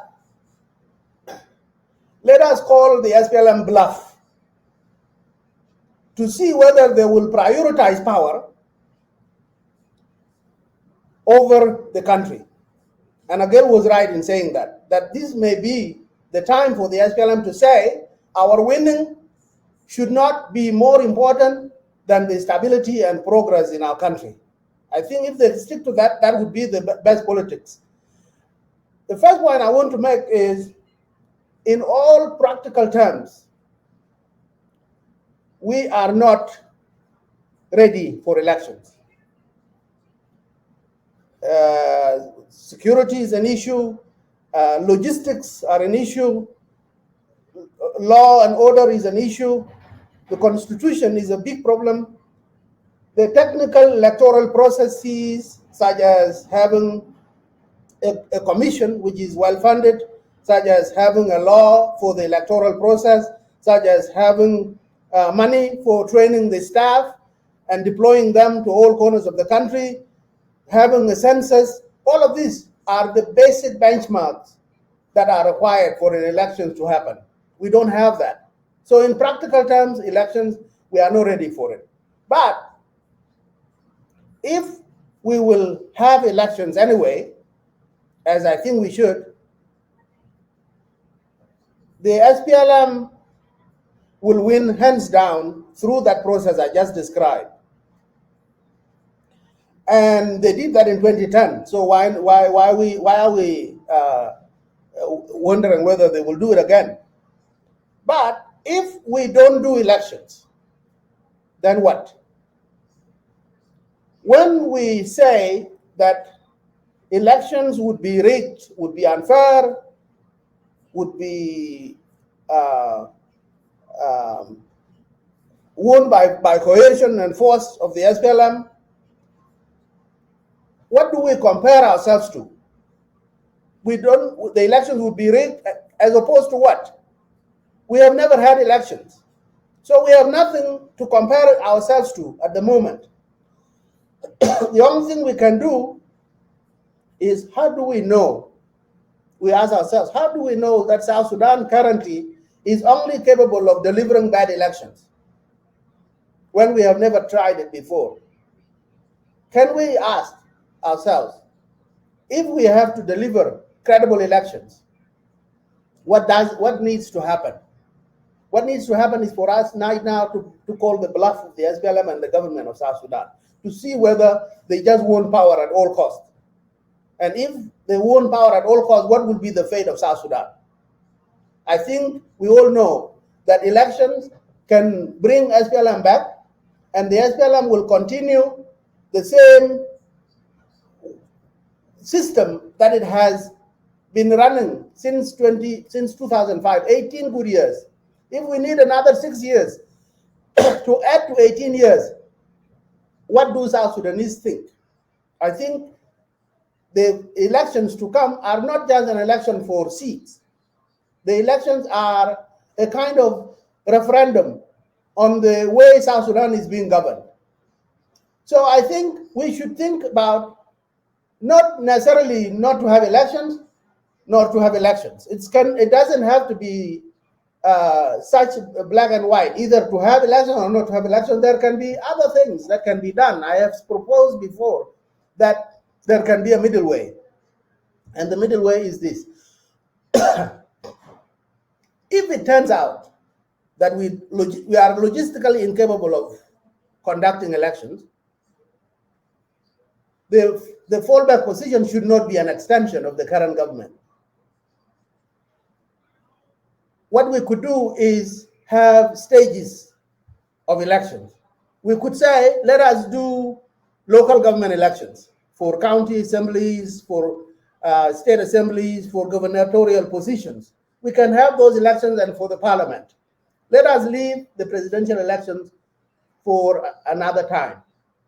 In that way, the people of South Sudan will feel that something is happening, that there is some progress being made, that there is movement towards good governance. Let us do elections up to the level of the parliament and leave the presidential elections for another 2 years. Because then you will have a parliament that will now be the highest authority in the land and instituting laws that will govern the presidential elections down the road. I think that could be one way to mediate these two extremes, elections or no elections. Thank you.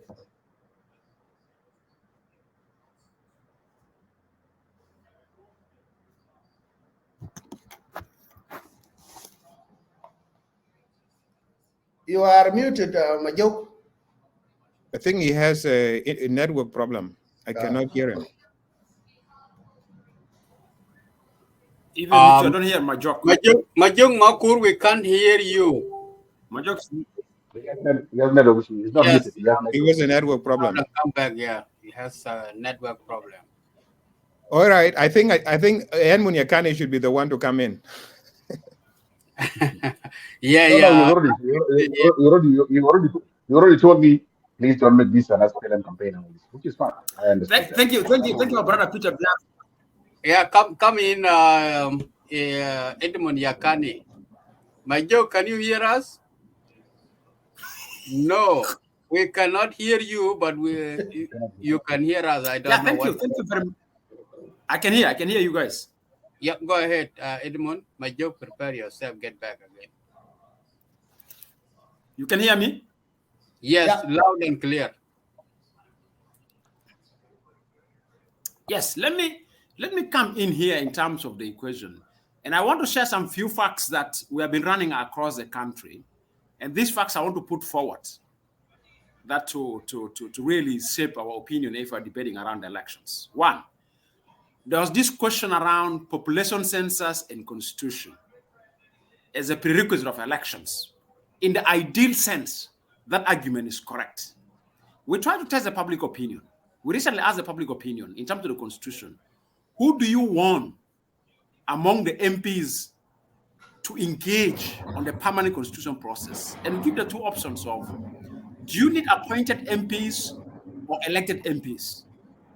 And by appointed MPs, we refer to the current parliament. I would like to share with you, my brothers, there's a total public fear that the current sitting MPs may not be a right MPs to assert a constitution that we call it as a constitution of the Republic of South Sudan. Why?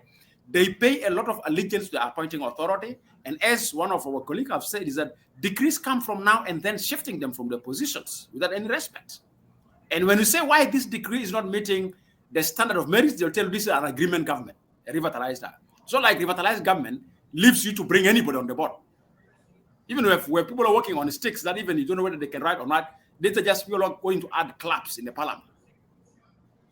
So will they really be? So public was saying, no, look here, we need to vote our own MPs that will assert for us a constitution that we call a permanent. So that answers you.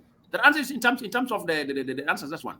The second I like to bring, and this should not be a surprise to SPLM. Yes, everybody is right now, as I like to agree with my brother Dr. Sunday, that SPLM is not our subject of discussion. Our subject of discussion is elections. But I'd like to assure you, if you go to state level elections, there's a high chances that the parties that are signatory to the revitalized peace agreement will highly lose to independent candidates. There's a chances that independent candidates are going to break through at state level, and even in national MP's position, because public are now, they are aware of our games. When you can give me 5 liters or 10 liters to a tank of my boda, and you ask me to dress your gray t-shirt, I will dress. As long as you put fuel into my boda, I will dress. I will shout for you, because it's a boda, it's a fuel. As long as you can put something to my pocket and I can eat and I can drink, and you give me any color of the t-shirts to dress, I'll dress it. But that does not determine my vote. It doesn't determine my vote. So for me, these are some of the things that we need to consider them as we're discussing about the elections. That people will run red, people will run blue, people will run yellow, people will run orange, but at the end of the day of the voting, it's going to be different. And that's why this assessment we have now, that actual elections are going to be more contested at the level of the states so much, because people believe they want leaders who respond to them. They need state governors, they need state MPs. So this time we're going to have more independent candidates merging. That's one thing I'd like to make it very clear that I would like to bring this in. Coming to my colleague, in terms of the presence of Chief Justice, I'll allow you.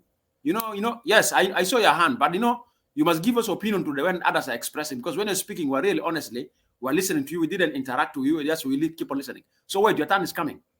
And that's a sense of democracy, my brother. So the case of the Chief Justice, if Chief Justice went with the president and jumped with the president to a level of circulator governor during the president at his capacity as a president, the moment president is driving to the party rally, Chief Justice cannot go there. Chief Justice is not as equal as a Kolkur, is not equal as IGP in terms of safety and security. He is going to oversee cases of court.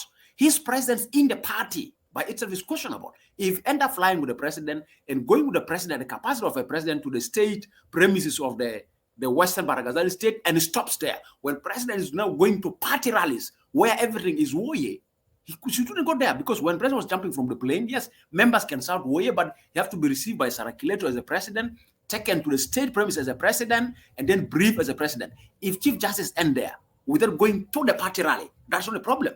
But his movement to the party rally, it creates a political and a legal question about his independency. Because I'll tell you one thing. One time I was asking some of the parties into the agreement, like FDs, I said, look here, you are so few, but you have too many seats. I'll tell you, my friend, with the detainees were many. There are those former detainees who are physically detained in the prison, but there are those former detainees who are detained in Seoul. They're detained in Seoul.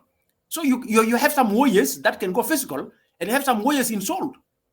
So his Chief Justice one of the warriors in Seoul, because of not raising up his hand or dressing a t-shirt. So his presence in the party campaign, unless if you want to balance that, he needs to go to all parties campaign. Then he say, I'm playing my observation role. He's with the SPLM, he should be with the IU, he should be with everybody, and there's a new party opening up. So if you need to go to all parties, so that qualifies that he's observing. But going to one party and later on ignoring other parties, and we have seen some parties doing the rallies. This is a question of the independence of the Chief Justice, that we're raising it as a question of legitimacy. It's not an argument. And number two, so I like to bring to especially our age, those of us who are now here at our age, let us be sincere and honest ourselves. protection for the sake of using English words to win attention of justification will never help the country. This is the same way how our elders mess up. How they mess up the country? So much argument. Look at Sudan. How Sudan mess up? Sudan mess up because of language argument. وإحنا ديل وإحنا الأصحاب وإحنا نسال وإحنا ديل وجبنا وحررنا وكده وإحنا نسال سلفيشن وإنقاذ الوطن أنقذنا الوطن. يا أخي تنقذ شنو يا أخي؟ أنقذنا بالشارع أنقذنا بالزراعة أنقذنا بحاجة كده بتشوف. That's why I used to say the road from Juba to Bor speak louder than the speech of any politician in the presidency. And my brother Gilly, you can agree with me. If we put the road of the Juba Tamak Road, Juba to Bor Tamak Road, with the speech of any doctor, even among our doctors here, if we equate them, your arguments will never be as important as a Tamak Road, because that is what people want. So let us be honest to ourselves. Our concern is that if you, the campaign elections now, you are giving a very good news for President Salva and for Riek Machar, plus their vice presidents, a hope of extending. Any extension right now does not warrant to any stability, does not warrant for any economical progress. Any extension now is warrant to looting more from the public resources. Any extension from now, there's no way out. Now the question is, do we have enough time to, like what Dr. Joke have raised? There's so many concerns, security and everything and all that. By the way, when we say we don't have money to implement the revitalized peace agreement, why are we having money to repair, to fuel, to buy tires, to add more ACs, to almost 72 V8s of the presidency? Where does that money come from? Where does that money come from? Is it logical for you to tell me we don't have money for redeploying of the forces, but we have money for running almost over 50 V8s for presidency? You have never had that one of them one day was packed or was taken to a garage, they're unable to get it, or it's not been fueled. They've been running smoothly. Forget about the Land Cruisers that escort them, the Thatchers. Look at their bodyguards, how healthy they are, and look at the civil servants. So why should the bodyguards be healthy and civil servants are not healthy? So for me, it's a question of political maturity, political commitment. It's a question of political discipline even. So please don't use political indiscipline by framing English words that sounds democratic and while actually doing the opposite. This culture of when you disagree, you want to loot us. When you disagree, you want to kill us. And when you agree, you want to loot us. So we stop there. So with due respect and honor to my brother Abel, let us hit the nail on the head rightly. Mana duk fi musmarte betaraf. No, mafikira. Duk ku musmarte firasu besokus, musbut kita, and we'll take the South Sudan that we want. But when you hit the nails in a side way like a carpenter who claimed to be making a chair in 6 hours and we can produce a chair in 2 hours, this is not good. So for me, that's the argument that we are rich, human resource wise, anything, we are rich. Just what we need to do is we need to stand on the ground of honesty. This is my final conclusion. Our personal grievances that we have towards each other should not hold this country hostage from development. I will tell you, if you ask me, I will tell you anybody who break out of SPLM is indiscipline. Is indiscipline and lack of political maturity within SPLM keep this country today hostage to lack of progress. Today, you are right. Today, you are right. Believe me, let's continue next 10 years if this color cannot change. Iban kembe gona jerwa dijiden alela figaba bokora fi Medina but bokora majalaba keda. So today will be red, blue, green, kida or kida. We are for peace, we are not for peace, we are not. No, this attitude will never help this country. Let's take responsibility and fix the country in an honest and genuine way. Thank you very much. Thank you very much. I will respond by starting from Yakani. Yakani spoke a lot of things. Yakani, SPLM is SPLM. Whether it is SPLM-IO, SPLM-IG, my brother, Abel, Jog seems. We are not hearing Professor, we are not hearing Majok. Majok, just 2 minutes. 2 minutes. No, Majok. Can I just say something? No, I was just wondering whether I will wait. Continue this. You're not allowed, I will wait. But I'm coming. You know Yakani, I'm coming. Even if I have to wait, you know I'm coming. Yeah, let me just. So it doesn't matter whether I talk now or talk later. It doesn't matter. I'll come. It's all right. I want to share with Majok here, the main host. I think he has a difficulties in his phone. I don't know. Majuk, can you hear us? I think you let Majuk exit and then let him try again to log on. Maybe that may. Let him exit the whole thing. All right. Exactly. Now, so what I'm trying to say is this: what people that Yakani don't understand is that these divisions that are happening are a division within a family. Just because you had a fight with your father, if I assume that because you had a fight with your father, automatically you become a Nuer or a Shuluk or a Dinka, and you are not the son of your father, you will be foolish. So the SPLM-IG, the SPLM-IO, the SPLM-FDs, the SPLM real, regardless whether it is blue, red, yellow, and all this, there's one word that's always there, and that is the SPLM. Okay? You are called Edmond Yakani. You have your brother with a different name, but ends up with Yakani.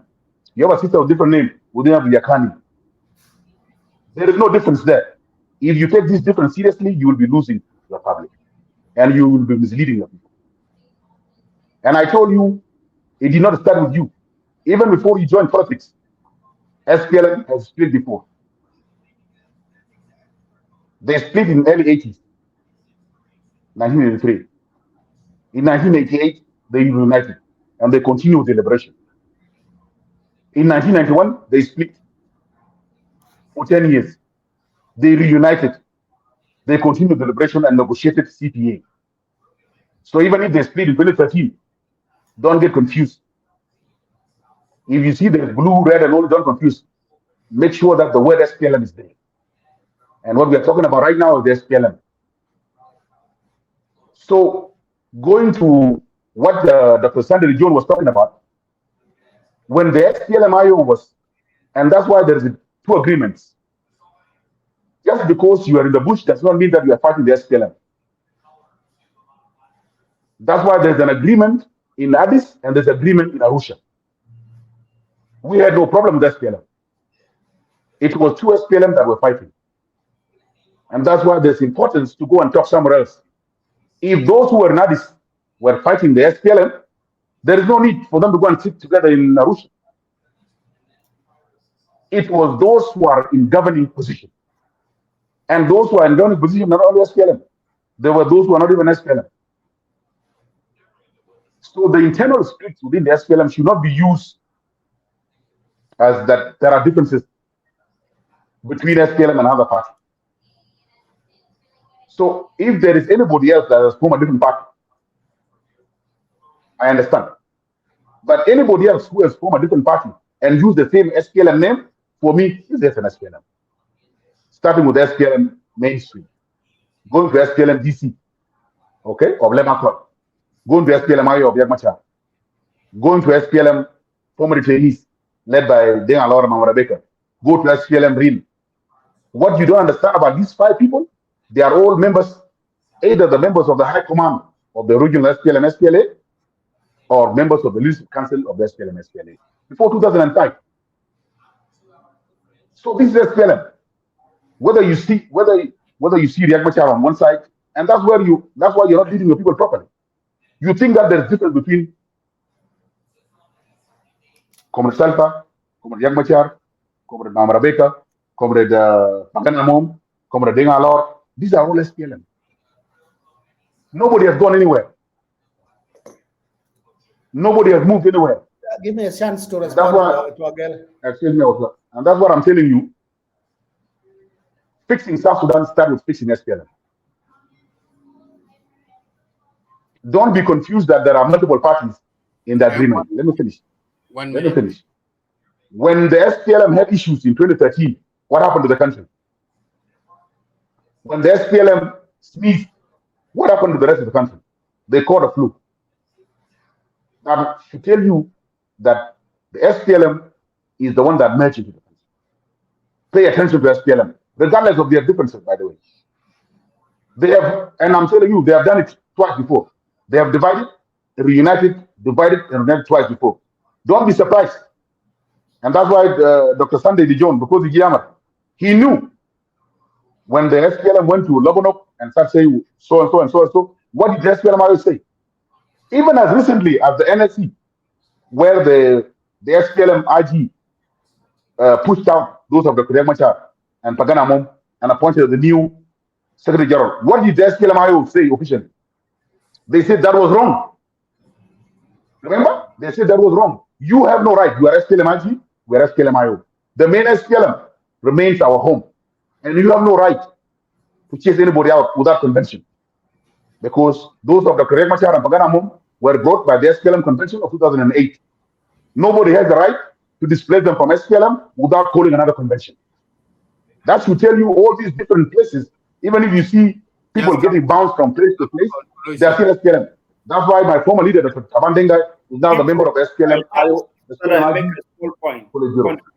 So the SPLM is South Sudan. The sooner you recognize that, the better for you.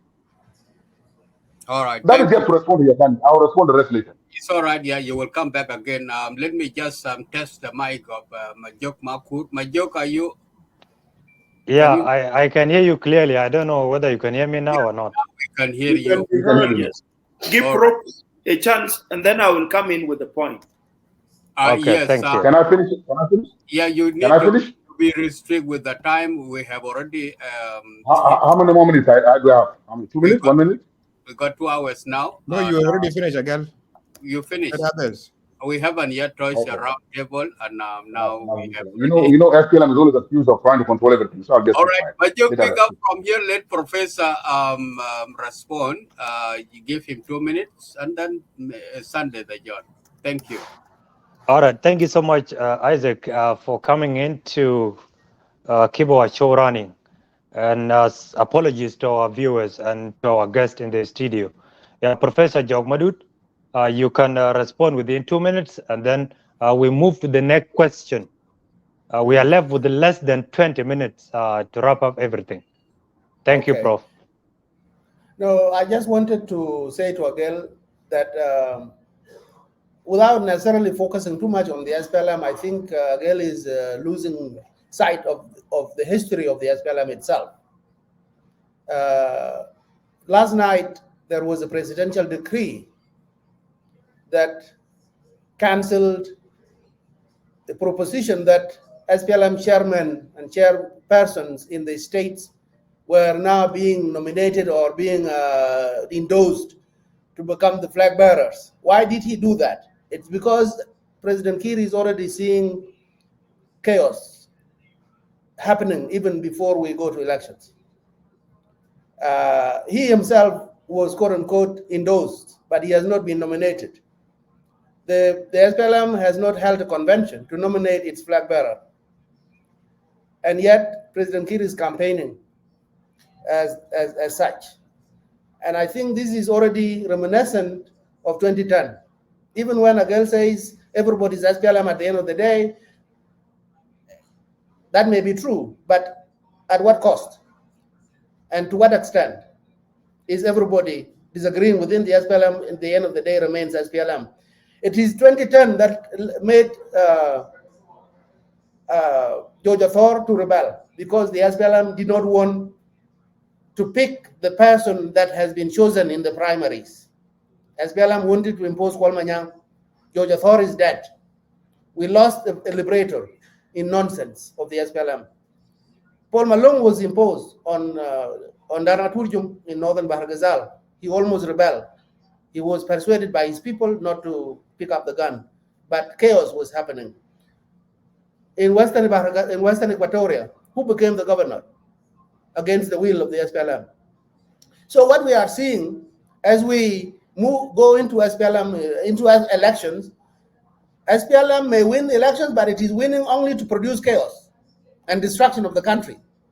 So that should not be a basis for us to say, oh, SPLM will win. Yes, okay, win at what cost to the country? I agree with you. And I think we should be cautious in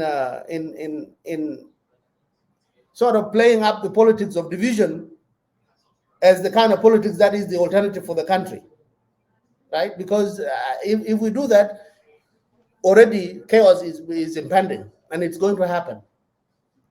Should we risk that just because we want to continue in power? Should we risk that? Nor should we risk extension of the political life of this government for another 1 day. Just because we cannot hold free and fair elections, I think we are in a bind. The country is at a crossroads. And it is on a train that is destined to collision in many other ways, not just in terms of political disagreements. But as soon as the people of South Sudan have lost hope that the transition is coming, they will make choices. And those choices are not always good choices. I think we should really be careful about what we propagate and what we emphasize as an alternative going forward. This country is precious to all of us and must not be given up just for political power to obtain. I think we should be careful, and we are the leaders of this country. And if we are not careful in what we propagate, I think that country is not in good hands. Thank you. Thank you so much, Professor Jog Madut. To our viewers and our guests in the studio, because of time, the last question of roundtable, I think we'll give it for part 2, and because the topic now of election, there is election or without election, has really taken a lot of our time, and I can see you are debating among yourself, and the debate is so interesting, and your viewers down there are so much listening and keenly from your debate. After this juncture, I will give each one of you 3 minutes or 2 minutes to respond to each other or to say something, and then 2 minutes for your last remark or question from the comment section or clubhouse. But before that, I have one question to Professor Jok Madut, but I will ask that after Dr. Sunday interjects what you want to say. Dr. Sunday, 2 minutes. Then I will ask that question to Professor Jok, and then I come to Dr. Peter Biar. Thank you very much. We are actually not on point. We have derailed from the true point just because of defense or offense of the SPLM.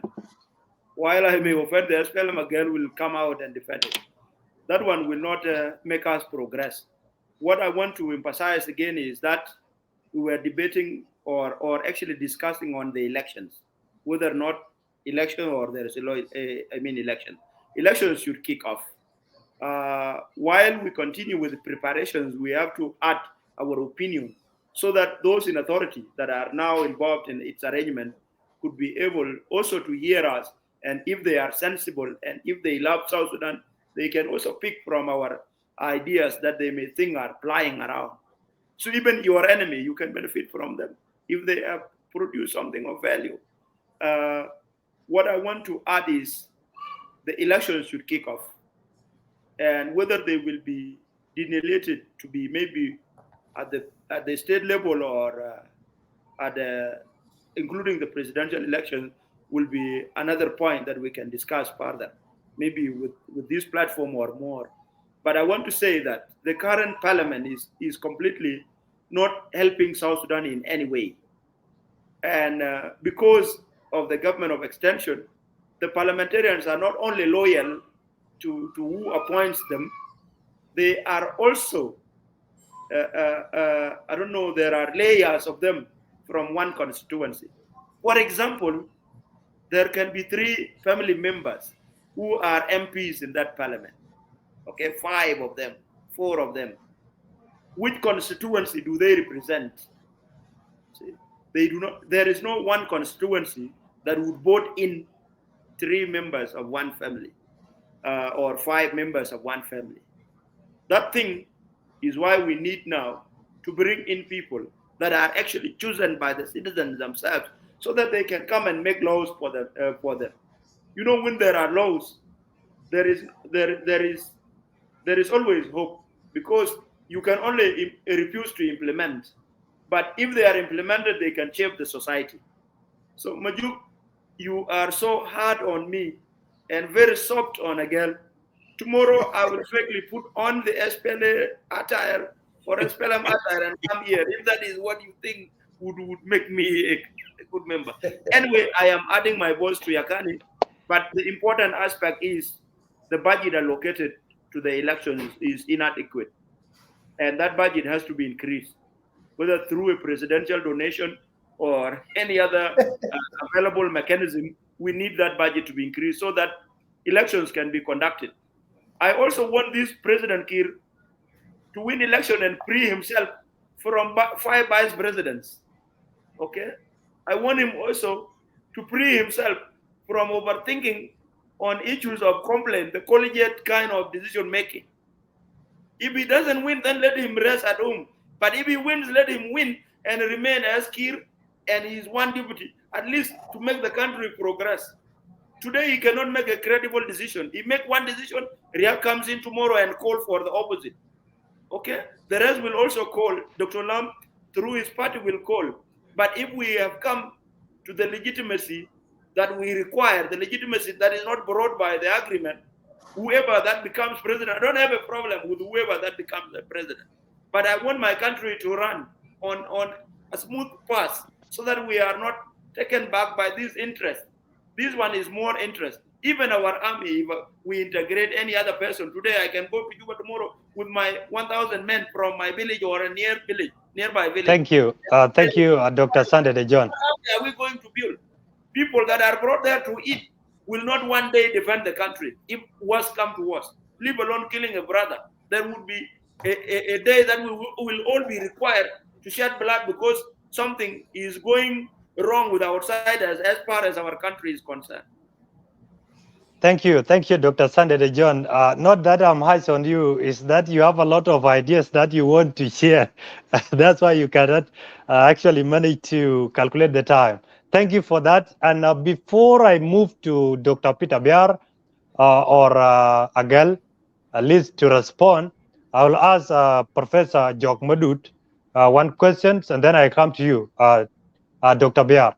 Just a minute. No. Please go to Biar first. Go to Biar first, go, Professor. Biar has waited long. You were out. You had issues last time. You didn't know that. So Biar has all right. So Dr. Biar, somebody came in to rescue and actually give you your rightful time, of which I was to give away. Kindly take your time to respond whatever message which was communicated earlier when I had a breakdown. Kindly take your 2 minutes. Thank you. Okay, thank you very much. The debate is really interesting, and I'm glad that we are all participating and we are enjoying ourselves. I just wanted to pick up on the idea that Professor Jok shared before, and that is the idea of election is not black or white. I think he made a very good proposal that I think has been lost because of this back and forth over the SPLM. And I think it's something that should really be considered. We don't have any experience of conducting election before. And I think it's a defeatist mindset to just say that the elections are going to be rigged. The people of South Sudan are the ultimate authority. And even the soldiers that are now in the uniform, they are sons and daughters of South Sudan. They are there to shed their blood so that South Sudan can be free and so that South Sudan can stand tall among all the nations. So we should not have a low opinion on them. They can surprise us. And one thing about South Sudan, South Sudanese people, is that they have a great deal of nationalism. So let us not have too much low opinion. Let us not create a self-fulfilled prophecy that the SPLM is going to rig the election. Even in 2010, when people had a high opinion of SPLM, they were not able to rig every single election. There were elections that were very hard for them to rig. So I think what you said about having a phased election, is something that we really need to consider. Maybe it's a good idea to start first with like a local election. And there are countries that do this, by the way. Nigeria is one of them. They separate national elections and the local election. And I think there is a wisdom in that, so that parties do not think it is zero-sum game. So I think in terms of building experience and building confidence in the electoral institution itself, I think it's something that need to be considered. Let us have like local elections first at the state levels. I think that can reduce a bit of the tensions. And then let us think about the national election that we can hold. That is something that I think should not be lost in this. Also, The idea that our president Salva Kiir is going to be re-elected, that one, we don't know. It will depend on the people of South Sudan. And I think this is where really the national dialogue is going to be put to test, because the national dialogue said that the people of South Sudan said that President Kiir and Dr. Riek should retire from politics. Well, if it was really the case that this is what was said during the national dialogue, what would prevent the people of South Sudan from voting for the same thing again? I think we should not just assume that anyone is going to come back. And all of us here in this forum, we are very accomplished individuals. Even my brother Agel, who is wearing his red T-shirt, he's a leader. He can run in the SPLM. It's not about him supporting these old guys. What we started off before when we started this show, the song of the Red Army was played, and our leaders used to tell us we are the seeds of the nation. And Majuk Makur said that those seeds have now grown, they bear fruit. So it's time for us to really show those fruits. It's not really a time for us to just continue supporting the old guys. The old guys, they have done their part. We are milking them beyond what their capacity can offer for the country. The job for them was to liberate South Sudan, which they have done successfully. But the challenge now of building South Sudan, uniting the country around a purpose of development and nation building, that is a responsibility we should pick. And I love to see young people like Agal Machar and others in the SPLM challenging these old guys. The party does not belong to them. They might have created the party, but the party now belongs to all of us. They have invited all the people of South Sudan to join the party. So I hope really there will be intense democracy within the SPLM, and that the young people within the SPLM are able to hold the old leaders accountable. And there is nothing wrong with that. That is the way democracy works. So I just want to make sure that we don't lose that point. We should think about it, and it's something that should be put in the Electoral Act. Finally, I really want to pass a message to the young people of South Sudan. We are the ones that are really victims. If you look at the entire struggle that our people have gone through, we have been the victims. Among us here, I know Comrade Sunday De John, we didn't have a normal childhood. Our childhood was devoted to the liberation struggle. We didn't get to play with toys like other children. And the same thing when we became teenagers, many of us became soldiers and they fought in the liberation struggle. Those of us that had a chance to come outside, we were busy informing the world about the difficulties that our people are going through back home. So our entire life had been consumed by the liberation struggle. And now you have a country that is being run by warlords. You have 5 vice presidents that are representing warring factions. They divide up the cabinet, they divide up the parliament. And we, the young people, are the ones that are locked out. Our ideas are not being used. All the education that we have acquired is not really helping our country. And the only way that can change is through elections. So let us organize election. Let's organize them with a mindset of hope, not a mindset of defeatism, because any obstacle can be overcome. And I have no doubt whatsoever, if the young people of South Sudan unite, they're capable of defeating anything. South Sudan does not belong to the SPLM. SPLM was created by South Sudanese. It's the people that created. And the South Sudan will endure much longer after a party called SPLM has gone. You can see now in Kenya, KANU does not even hold any significant portion of the parliament. And it was the one that created Kenya. Kenya did not belong to KANU. Kenya belonged to the people of Kenya. And it's the same thing.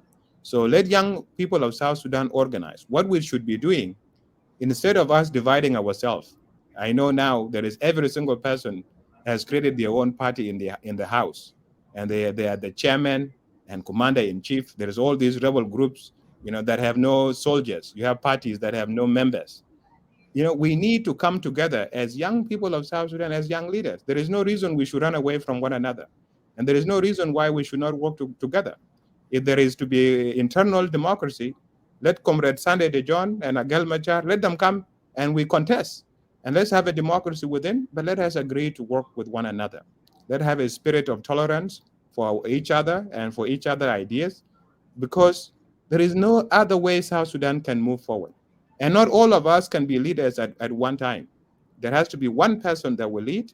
We just have to agree on the rules, and we avoid the mistake of the SPLM, where a leader is a leader until he dies. That thing doesn't work anywhere in the world. There has to be a way in which there are term limits and that people can be removed through electoral processes. If we do that, look at all the quality of the people in this room.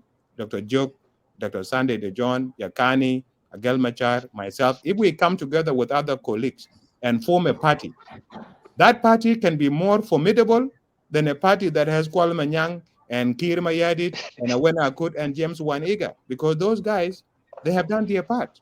And we are building on the foundation that they have created so that we are able to advance the struggle of our people to the next level. This is really what we should be thinking about. So I invite all of you brothers, let us have our own discussion. You again wear your hat and the shirt, but let's come together as a generation. Those guys are a generation and they know what they are doing. But we need to wake up so that we can also begin serving our generation, so that our younger people that depend on us, that rely on us, can also have a room to shape South Sudan, because they also have dreams and ideas of what South Sudan can become. And those dreams of theirs are beautiful. They can only become reality if we unite and we build a very strong party that can provide a different vision for South Sudan. Thank you. Thank you so much, Dr. Peter Bierajak, for your word of encouragement and the word of advice to young people across the country.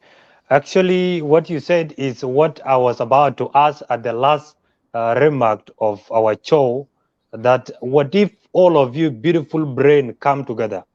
Is there any barrier that you cannot break through? That was the thing that I was thinking in my mind. But thank you so much for that. Professor Jogmadut, I will come back to Dr. Gel and Edmund Yakani. Kindly, can you clarify one thing? There was a picture that you were seeing among the red, and the look that you gave on that picture exactly did not sit well with the many people. You were seen like a goat among the leopard or hyenas. Kindly, can you clarify that picture? Was that a real picture or was it Photoshop?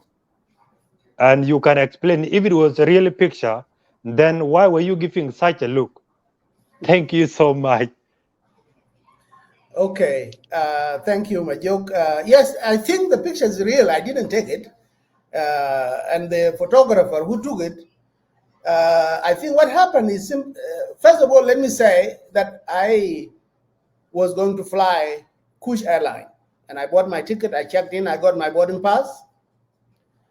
And when the boarding time came, there were two planes standing next to each other, leaving around the same time. So when I headed to the flight, I simply went into the nearest one. They took my boarding pass and they said, "Welcome aboard." As more people were coming in, every person coming in was wearing red. So I got surprised. What happened to this? I thought maybe they had all bought their ticket the same way I did. It turned out that there were two flights. One was a chartered flight, one was a commercial flight, and that is how I ended up sitting in the middle of red. But all the same, everybody welcomed me. Peter both, the Secretary General of SPLM, welcome aboard, Professor. They were all my leaders and my fathers. Daniel Ongerakud was in front, Deng Alor was in front, Kwal Manyangju was there, Rizk Hassan was there. All the big wigs of the SPLM were in the plane, and it was nice to fly with them. What was I going to do? Run out of the plane just because it turned to be red? But then somebody took that photo. It just happened that I was looking in a different direction, and the photo was taken from an angle. I wasn't unhappy or uncomfortable or anything of that sort. It was just a photo. But because I was the only one who is not in red, everybody thought that maybe I was unhappy or uncomfortable or uneasy, or maybe there was something wrong going on. But there was nothing wrong. It was a regular flight. And regular people, they happen to be red, but they are my people as well. Even if I disagree with them, even if we belong to different political colors, what would I say to Kwal Manyang that is hurtful to him? What would I say to Awena Akut? These are people that are standing in as family members for me. I don't agree with their politics, but at the end of the day, they are still my people. There is nothing wrong with me being on that flight. In fact, in terms of red, I'm not a member of the SPLM. I'm not a member of any political party. I am only a citizen. I'm only a teacher, and I comment on the issues of South Sudan in different directions. I think the SPLM had the right to do the rally. There were some major issues with it that I pointed out in my writing. One of them is that they were embarking on a political campaign while they are preventing others from doing the same. As Admin Yekani said, if we are going to be doing these elections, open up the space so that everybody can campaign, everybody can rally, everybody can associate. And I think that was the issue that I pointed out, and that's why people thought looking like this in the plane meant that I was unhappy. But I wasn't.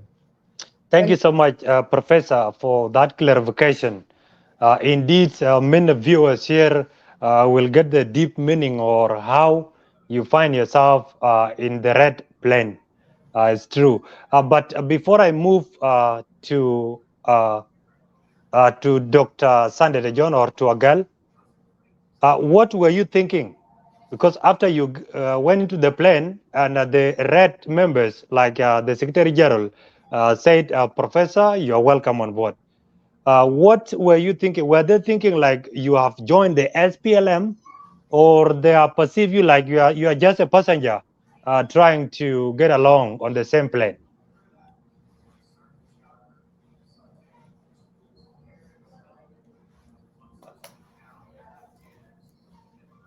Professor? Yes. I don't think I was thinking much, actually. We tease each other. Those people who were sitting next to me were saying, what are you doing in a red plane? I said, in other forms, I may even be more red than yourself, because I grew up as SPLM. I supported SPLM. In fact, I represent the diaspora, because John Garang, in the days when our late hero was alive, he used to refer to us as the Seventh Front. Al-Jabha Saba. What was the Seventh Front? It was about all of us working for the SPLM, enlightening the whole world about our crisis and soliciting support. In this very city where I am today, in Calgary, Alberta, we used to hold demonstrations against Talisman, the big oil company that brought money to the Sudan government. So in terms of what we have done for our country, I can be as SPLM as anyone else. But since the independence, SPLM has veered off the path, and we disagree with it, and we tell it to reform. And if it doesn't reform, we will kick it out, and we will have other parties come to power. There was nothing wrong with being engaged with the SPLM, whether it is on their flight or anywhere else. I think it was an opportunity for me to tell my people in the SPLM that you are wrong in the way you are running this country, and you should reform, and you should get back on the path that John Garang and others had set our country on. And we need to be able to deliver to our people, because independence and political freedom alone does not suffice. What helps is for the political freedom to translate into economic freedom, into welfare, into stability and good governance, and rule of law and justice. As we are today, we are not. The country is destined to fall apart if we don't do something about the way the SPLM is running it. Thank you. Thank you so much, Professor, for that. Actually, let me yield back to the chairman of Lagos State Media, Isaac Tiongpol. If there are questions under the comment section, then you can display them, and then we'll give chance to our guests. I waited for 4 people. I allowed us because there was something. Yes, I'm going to give you a chance. The chance is yours directly. So just wait. I just want to confirm from Isaac. Yes. If there are no questions, then we move to you so that you can respond, give your last comment. We have 5 questions here in the comment section. Can we finish before we go to the questions? I think those. And we have 2 people in the clubhouse as well who have question for you, all of you. Okay. Yeah. What we will do, Isaac? You give those 5 questions to another time, and then the 2 people in clubhouse will give them 2 minutes, and then after we give a girl a chance, the 2 people in the clubhouse will ask their question, then they will give their what last I'm trying to say is with regard to what we have just discussed. So let's conclude it, and then we go to questions. Yes. All right, just come. Give a girl 1 minute. Give a girl a chance, and then you can come. What I'm trying to say is that 1 minute is okay. I may be the only person physically wearing red here, but the truth of the matter is, other than Yakani, who I do not know, the other 3 distinguished members of this forum, I know them very well. They are more red than me. Professor Joke, before, even when I was a child in mid-90s, was the colleague of my elder brother, who was in Gijaswat, Bolring Machar. He is more red than me. Regardless of what he's wearing right now, I don't mind. This person you see here, Dr. Peter Diar, is the founder of the Red Army Foundation. And the Red Army, over 11 years ago. And the Red Army Foundation is the one that popularized the red color that SPLM adopted. Don't look at him like that, wearing a white t-shirt. He's the one who started this red. He's more red than me. Okay? This Sandy Jones. Okay? Sandy Jones, we graduated together. You have to agree. And my Sandy Jones, we're together. I know his father and he knows my mother. We know our parents. And I know Peter Biar's parents because we are younger. But we only know Professor Jones because we know his parents. But I know Peter Biar with his parents, and I know Sandy Jones with his parents. They are more red than me. All of us are SPLM. What we are discussing here is where the SPLM should take the country to. We are disagreeing in the path in which the SPLM can implement its original objectives, vision and mission. That Peter Biar was indoctrinated before me. So when you see him struggling, it is not that he has hatred for SPLM. He may have issues with individuals who are leading in different directions. But the SPLM itself and its objective, as put together in the SPLM manifesto 1983, nobody here that I know, because Yakani, I just, until the separate time, that's when I knew him. But before that, I don't know him. But the rest are all SPLM. So what I want to say in this regard is that the internal democratization of the SPLM that we tried to start in 2012 caused crisis. We went to Arusha negotiation. We agreed to democratize the SPLM.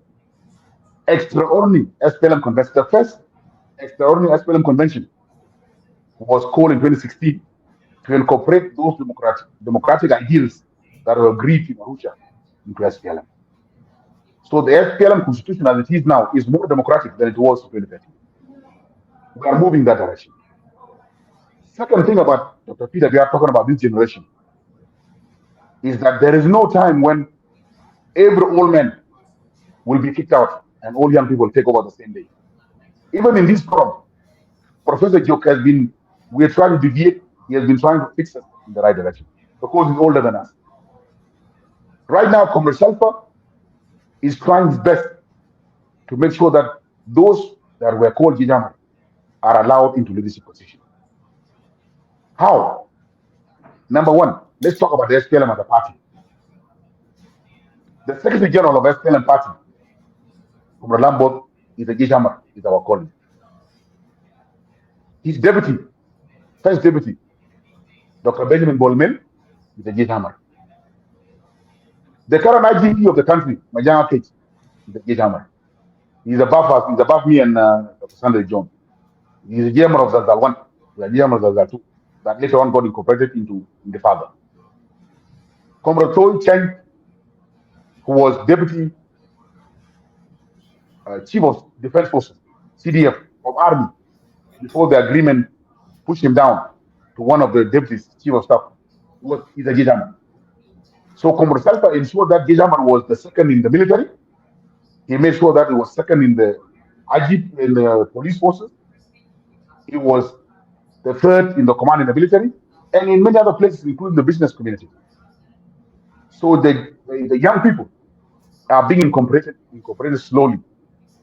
An issue, Comrade Peter Biari, is that those young people that have been incorporated have a sense of insecurity, and they do not want to empower their fellow Red Army. That one you cannot blame the elders anymore. Because I know it was you, Comrade Peter Biar, that was Secretary General. You would first thing you would do, you'd call where Agalmachari, Western Regions, and so forth. Yeah. When you talk about Kanu, when you talk about Kanu taking over power, being overthrown in 2002 election, what you don't understand is that Kanu was forced from 1982 to 1992 to change the constitution from one party system to multi-party democracy in 1992. And the first election that were conducted was in 1992. And the president, under the new constitution that people are now trying to write over, the new constitution said that you have 2 terms limit of 5 years each. So Moy, head of Kanu, went into election in 1992, won the election, rigged the election, as Comrade Jog was trying to say. In 1997, he went to second election. In 2002, he had, under constitution, he had no option but to exit. And because he had not prepared the party for proper succession, the party died. The SPLM now has not written the constitution. The SPLM now is like in Kanu 1990. Don't compare it to 2002. The SPLM in another 10 years so that they write the permanent constitution that will give them term limits of 5 years. Two, they may win the election for 10 years, but eventually, when the Distur says you are going, you go. The problem is now people want the SPLM to go before constitution. So the issue of Kanu dying in 2002, 10 years after new constitution, multi-party constitution put in place, is different from South Sudan because we do not have a permanent constitution that says the term limits and all this kind of stuff. That's what we are telling people. The election in 2024 December is not right.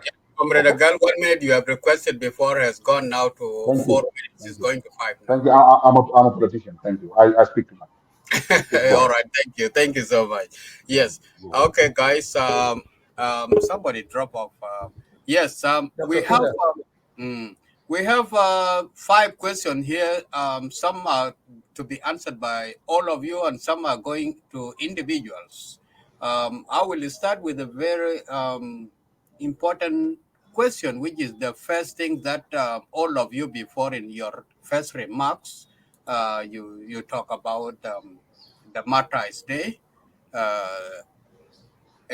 One of the guys, Atem Majang Aguer Arok, is asking you that question. My question to all your speakers: why are SPLM and other government agencies not demanding for true and accurate investigation of the death of Dr. John Garang de Mabior? Write it down, and all of you will talk about it later. And we have also from our Irial Queen M. Duna Thierok. He said, number 1, how many constituencies will South Sudan will have in the next election? Number 2, will the constituencies be increased or decreased? The question is for all the panelists.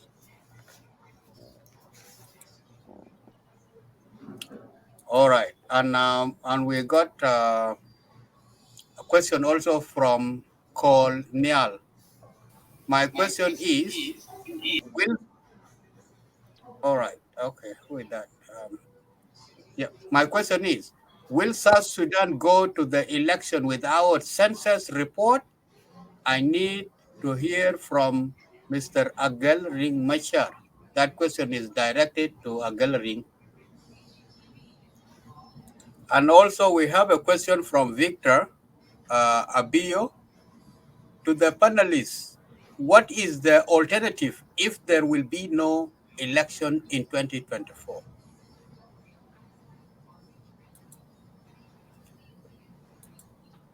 And also we have a question from Juan Pok Majak. Professor, you are saying that the election shall be extended for 2 years, but the citizens are suffering. What do you think will help us to bring change without election within the period of 2 years only? That directed to Professor John. These are the questions here that you can be focusing on. The general one and the individuals one will be taken individual. I will start with you, Prof. And Okay. yeah. Okay. Yeah, to that question about the investigation into the death of our late hero, really, I have no idea. I think investigations have been done. There is issues of regional politics involved. There is international issues about whether John Garang had proven to be a challenge to leaders in the region and internationally. It's all conspiracies now. We don't have concrete evidence as to what has happened. Maybe indeed a future government that has some information might launch a credible investigation into this. But so far, I have no idea where to begin that kind of investigation. I will leave the other questions to others, except for the one on my proposal that perhaps the presidential, the national elections should be put on hold and instead do local level elections all the way to parliament. And my suggestion is to do with the idea that the presidential elections are bound to create conflict. And we don't want to extend the longevity of the government anymore. So we are in a bind. Either we hold elections or we don't hold elections. And I'm saying maybe we should look into this position. I'm not saying it is a set thing, but I'm saying it is something that we should look into and investigate and study and see what other countries have done when they did that. What are the benefits of having local government elections to give people a chance to govern themselves at the local level, and to give people a chance to have parliamentarians that they have elected. These parliamentarians will be the ones to do the constitution, they will be the ones to do the constituency demarcation, they will be the ones to do the laws of the country. Meanwhile, the most difficult one, the presidential election, should be postponed for a year or two, or for however long the people of South Sudan decide. I think we should give it a thought. It's not a done deal issue. I don't even know how many people are thinking about it, but it is on the table for people to consider it as an alternative to the two extremes that we are facing now. It's either we hold elections and it comes with its problem, or we don't hold elections and it comes with its problem. What about a middle ground? Can we consider it? That was all I was talking about. But it's not a done deal. Thank you. Yes, here is a question also from Ayan Makur, throwing a question here that with the war in Sudan, how sure are we to make something that election will take place in South Sudan 2024 while North is fighting, and it might interact or affect the election we have here? That question, you need also to note it down. When you go into your answers later, you can just answer from there. I think, Professor, you finished there. Mr. Edmund, are you there? Yep. Go ahead. Yes. Floor is yours. And on the long line is Dr. Peter Biar coming to Comrade Agel, and then Dr. Sunday. And we will head to Clubhouse. We have 2 people there, and then we will wind up the show. We have already hit 3 hours. Go ahead, Edmund. Yeah, thank you very much. I would like to pick the question on the issue of constituencies and somehow connected with population census. We're undertaking a study of looking into the constituencies that we have, because there's this narrative that population census is always connected with elections. Yes, in circumstances, that argument is correct, but also the situation where elections are conducted without population census, because population census not necessarily means for elections. So we're trying to see if you are trying to see what you call a strategy that you minimize so many arguments and dispute around the electoral process, what can undertake? So we undertook a study on the previous constituency, and this constituency, I'm referring for constituency of April 2010 elections. The constituents were 102 constituency. If you look at the list of what has been retained from Sudan Election Commission, the numbering was wrong. It was reading to 109. But when you undertake the physical editing of the 2010 elections, we have 102 constituencies. Then we look at this constituency, whether they're disputed constituencies or not. The 102 constituencies were not disputed, because I remember somebody have said, even I think it's Dr. Sandu said, when we had the Sudan population census, we South Sudanese actually disputed it, but elections were conducted. So already you have constituencies there. Then we relate this question of the constituencies of 102 against some equations of population census, equation of refugees and IDPs, in terms of refugees and IDPs having the right to vote. So many scholars, and of course some of you might have seen there's a paper we wrote, three of us, me, Dr. Luca, and then a German electoral expert called Nick. And the title is How Not to Hold Election. And that have answered the question of joke about sequencing. Though we didn't give a recommendation, but we gave option of sequencing the elections as a way of learning lesson. So if you look at that paper, so I try to pull out some few things from that paper and getting further. We come to realize that actually, as a global practice, IDPs can vote in the camps they are, and their votes can be transferred to represent the candidate in their constituency.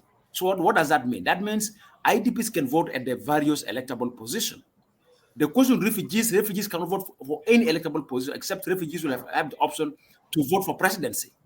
So that's the only seat refugees can vote. But IDPs, their practice that you can even work with them, that they can vote for their constituents where they are. Why? If you use the 102 constituencies of 2010 elections, then you minimize this question around prioritizing conduct of population census now. Then that option find an answer, because you are supposed to answer the second question: should we decrease or should we increase? So for people like me who are advocating for elections, that let's use the 2010 constituency because they exist and they're not being disputed, but also they exist to fix things that we can go for better. Because if you're to go for population census, refugees outside, the other climatical changes, shocks that happen in the country, it requires huge amount of money for logistics for you to conduct the population census. It may take us 4 to 3 years. And that is another extension if you're to speak to the leaders. So you can go for elections, use the 2010 constituency. That's what I like to add for. So it means we'll never increase. We use 102 and we go with it. In terms of the budgets, I want to take this advantage also to respond to you. I attended 2 public hearings with the Finance Committee in the Parliament and with the chairperson of Justice and Legislation. There were outcry during the public hearing for elections budget, but the current budget is not there. What the Minister of Finance have raised in the public hearing and in the second reading, that election is a project by itself. What we have right now in the budget is specifically a budget allocated to the operation of the not reconstituted institutions. It means the political party is not reconstituted with its structure. The electoral commission is not reconstituted. Because why? They have loans. They have not paid rent for long. They have arrears of salaries. But Minister of Finance was saying, and also I have got this answer. I had one-to-one with the leaders of the oppositions, the principals. They said they've agreed that once the political parties council is reconstituted, they have to come with their own fresh budget against the context they are going to operate in. Once the electoral commission is reconstituted, they're going to have their own budget.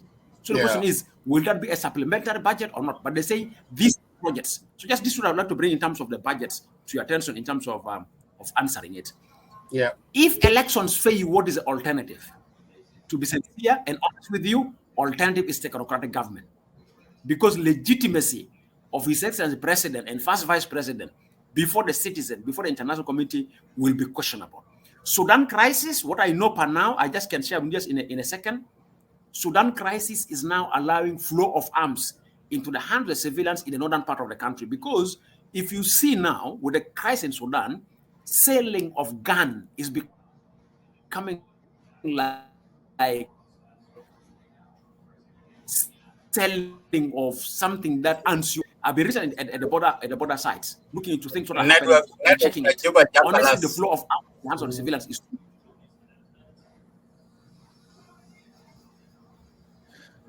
I think you need to unmute yourself, Isaac. All right. Yeah. Thank you so much. Saying that network that Juba Jakalas, Dr. Peter Biar and Agel and Dr. Sande as well.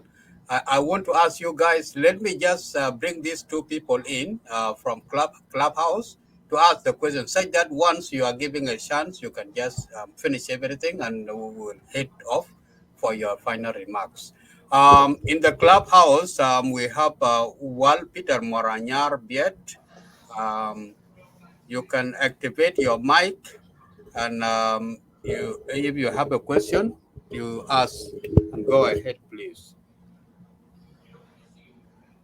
Okay, thank you so much, Brother Isaac.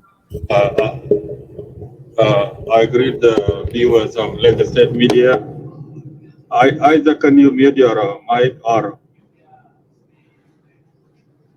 because it's actually giving me echo on my. Okay, thank you. I greet the viewers of Lagos State Media and the listeners of Lagos State Media in the clubhouse as well as I've seen. Isaac, you need to mute yourself. Yeah. I don't know if you mute me, Isaac. Will they be able to hear me? Isaac, okay, thank you.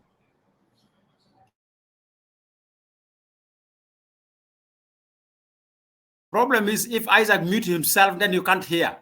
No, continue. Well, okay, maybe Isaac should unmute himself then, if that is the case. Oh, yeah, Isaac unmute himself. Okay, Isaac, unmute yourself. Isaac, unmute yourself and then keep quiet. Don't make noise so that we can hear from one.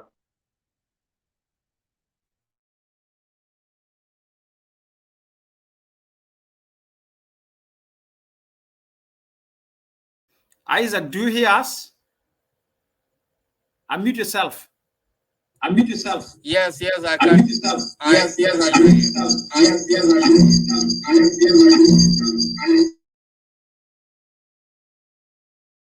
I'm worried of Isaac having two gadgets.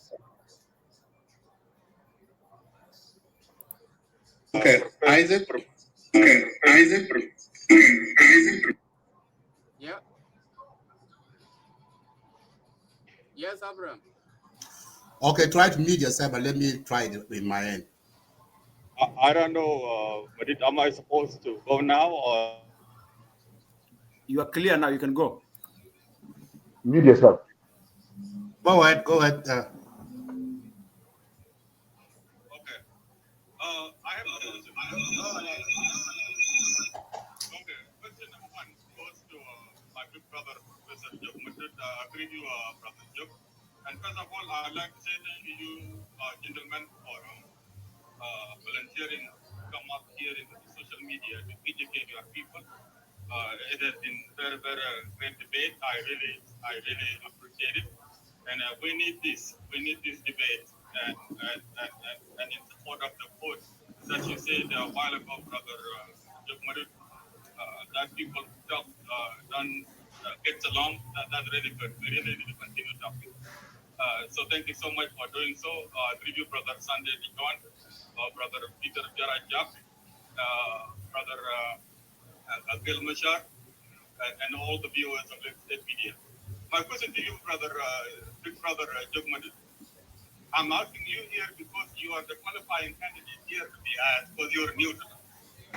As neutral as you are, and when you look at the lay of the land politically, you see the SPLM stand there, and then we have a bunch of oppositions.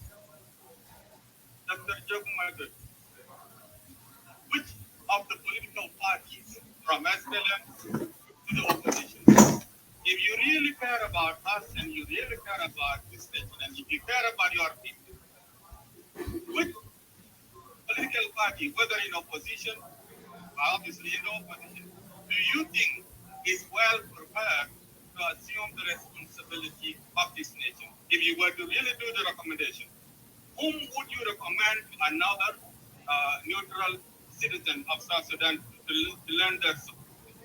Because I have this question here from the perspective of somebody that is actively involved in social media, and all the opposition that I have encountered, SLM is the best of the bunch. Is that your view, Dr. Jokman? That's my question to you. To you, Brother Yakani, I agree with you with your submission, especially the first submission. I agree with you in that regard. To us, and I think now extension is far worse than election. And Brother Yakani, people come up here and they actually lay out long list of things that must be addressed in order to feel ready for election, among which is the census, which of course when we know the census, then we can be able to determine the number of constituencies we should have. Fine. But the census is a jam statute. This census is supposed to be done indeed. And then isn't the census supposed to be certified by the parliament? Well, if we have a parliament that is representing parties to the agreement, which parliament are we really counting on to even certify the census? In case we may have grievances to the way the census is conducted. Because the parliamentarians we have now did not get the mandate from us, the people. So what would even qualify them to say that this census is correct or not correct when they themselves, the parliamentarians, were not elected by us, the people? How would the certification of this parliament of the census even mean anything at all? That's my question to you, Brother Yakeni. The last one is coming to Brother Gil Machar. Again, I don't know if this will be a question or a clarification. It will be up to you in the way you respond. There is this lingering allegation of the SPLM being accused of not even being a registered political party. Gail Machar, is that true? Have the SPLM come from nowhere and hijack the leadership and fool the people of South Sudan and impose itself as a ruling party on us? Again, later on, when you get a chance, tell us from where do you govern the people as a ruling party and you are not even registered. And with that, I stop. Thank you so much. I yield the mic back to you, Brother Rap and Madid. And I will also listen to the response from the gentleman in the audience. Thank you. Okay, thank you, Commonwealth. Tontat, please put your question in. 2 minutes. Tontat, are you there? Abraham, there's echo. There's an echo going on. What's up with your system? Okay. Tontat, are you there? Oh, never mind. Tontat, are you there? Yes, I am here. Yeah, I did not. Something was echoing. Okay, go ahead with your 2 questions. Yeah, I mean your 2 minutes. Thank you. I appreciate the golden chance given to me, and I would love to greet all my panels up there, and as well as those who are here on Clubhouse listening to those. What's your name? Gail, I greet you.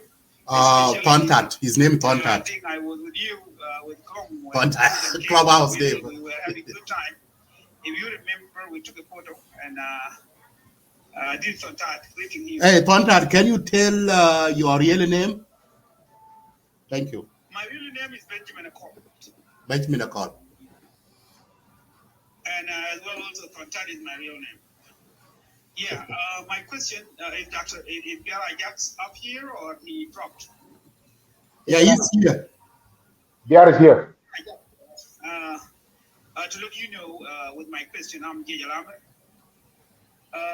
You are saying that there have to be exit of the old people in the government, and you are arguing that that we Jayaraman, we did not enjoy the privilege of childhood.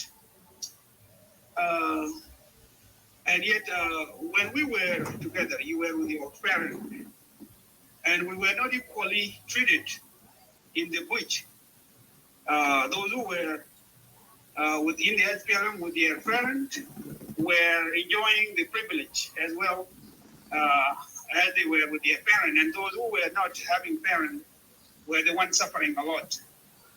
And also, I think within the government, I think we have 60% of Red Army, Jejalamr, that are serving now.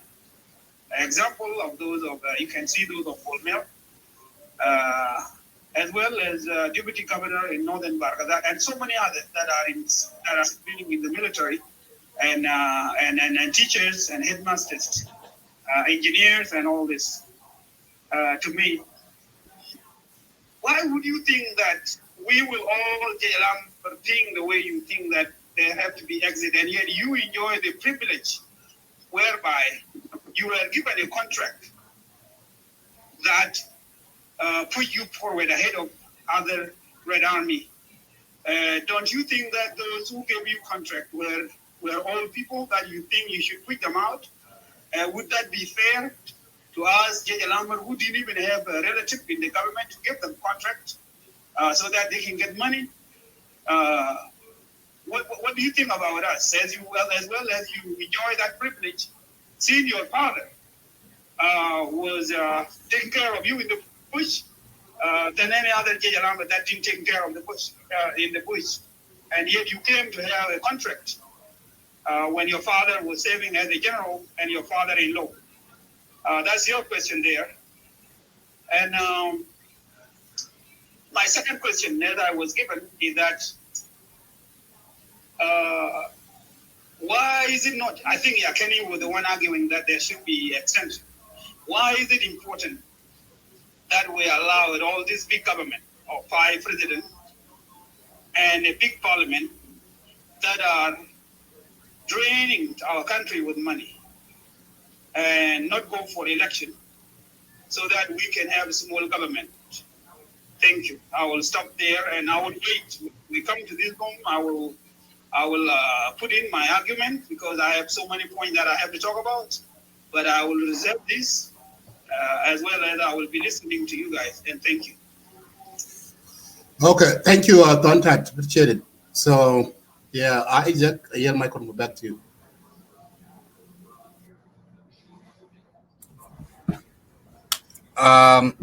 Yeah, thank you so much, Abraham Adit. I think the speakers, the guest speakers, should go straight to answer these questions because we are running out of time, and some of them they have been late. They should go straight to the questions. I start with I left with Peter Biar. Dr. Peter, the floor is yours. Unmute your mic and then you pick up the question. It started from the question of Dr. John Garang case and then from the clubhouse as well. And thank you so much. Okay, well, thank you so much to the viewers and for the question that they have asked. Indeed, we wanted this to be a conversation and we welcome them to ask questions. We wish actually there was more time so that we could have a more inclusive discussion. On the issue of the Dr. John, I think Professor Juk have answered it very well. You know, when something like that happens, it usually creates a room for a lot of conspiracy theories. Obviously, when Dr. John died, it was a big blow to the struggle of the people of South Sudan. All of us were shocked. And I think if you remember at the time when the news was broken, even President Salva himself was very much shocked, and he was actually shaken by the incident. All the South Sudanese, we never thought Dr. John would die in such a death. So we were all shocked. We don't know what happened, but there was a lot of speculations that were raised in that documentary. I think, as Dr. Jock said, in the future, if there is a different government, probably is an issue that we need to look at. But the reality of it is this: Dr. John is gone, and he's not coming back. But he has left with us a vision, of the country. He has done his best to position the SPLM and the people of South Sudan, and that is why we are an independent country today. So I think at some point, we as people of South Sudan may just need to make peace with the fact that Dr. John has died in such a way, and there is nothing that we can do about it. So I will leave it there as that. Now, the question that was asked by our brother Benjamin Akol. Thank you, Benjamin, for your question. I'm glad that you asked those questions because it provides really a room for some of us to clarify some of the things that have been out there in the media. You are right. When we were in the Red Army, some of us were lucky to have come with our parents. Gal Machar had his mother. Myself, I had my parents, even Dr. Sunday De John. And we are not alone. But the reality of it is this. We were in the same conditions. It didn't really matter whether you were in with your mother or with your father. We were in the same condition. We were being infected by the same diseases that affected everyone, whether it was measles, whether it was the chicken pox and smallpox. All of these diseases, they got us. It didn't matter where you were. We slept under the same roofs, in the same houses that we made and that we all slept under. We all went to the same schools. There was no special schools that we were taking. We were exactly in the same condition. And by the way, if you remember, our parent did not stay with us the whole time. My father was deployed back to the front line, and he went and he fought in the liberation struggle. And our mothers that remained with us, they were not just looking after us. Our mothers were also taking care of the Red Army. That is why Mama Agel, the mother of Agel, has become the mother of the Red Army. Mama Dadit Dararo. A lot of children that did not have their mothers at the time are alive because of the role that our mothers play. The same thing with my mother. Those of Mariara who were in Group 3. Tens of thousands. Yeah. Those who were in Group 3, they remember very well. My mother was washing a lot of these children when they were sick with joint and with all those diseases. So she was not just there taking care of me. And by the way, some of you do not know this, but I was actually enlisted in group number 11, Fi Panyudu. I did not stay at home the whole time. So many of you may not know that about me, but it's important that you understand that we were all facing the same condition. So it didn't really matter whether your mother was there or not. We were all struggling the same way. We all died the same way. We all suffered exactly the same way. So yeah, those misconceptions is something that we should remove from our minds. On the issue of contract, I know there is a lot of room for disinformation in South Sudan. There is no doubt, indeed, my father is a general, not was a general. He's still a general, by the way, in the SSPDF. My father-in-law, indeed, General James Hutmai, he was the chief of the army. There is no doubt about it. But it is not true. I have never been given any contract in South Sudan by the government of South Sudan whatsoever. Whether it is the Ministry of Defense, SPLA, you can go there. There are records of the contracts. There is no single company that I have ever created in South Sudan through which I apply for contracts anywhere. Doesn't matter whether it is a contract with the government, contract with the international community, with the UN. There is no single time that I have ever applied for any kind of contract. So it's a completely misconception. And people who do not know about me, it's important for me to clarify. When I first came to South Sudan, I interned in the Ministry of Finance as an intern. And I worked there for only 3 months. And then I left, I went back to school. And then when I graduated and came with my master's degree, I worked at the World Bank. This is where I first cut my teeth in terms of professional service in South Sudan. I work as an economist. And then at independence, I left my job at the World Bank to join Yorolwi Aidenga Jack at the Ministry of National Security. And my job there was as a policy advisor. We were working to try to establish a national security architecture for South Sudan. And after that, when the President Kiir fired the entire cabinet, including Dr. Riak and all the ministers, immediately afterward, I resigned my position in the government. And I went to the UK to start my PhD. When I finished my PhD, that is when I started the South Sudan Young Leaders Forum with those of Agel Machar and others, and we began our activism. So there is nowhere ever in my entire life where I have actually looked for a contract. It was not because I could not get it. I could have gotten it. But I decided that that was not the best way in which I could spend my time. And by the way, there are many people that got contracts, but take it from today onward, I have never got any contract in South Sudan. And as a result, whatever I have done has strictly been on my own.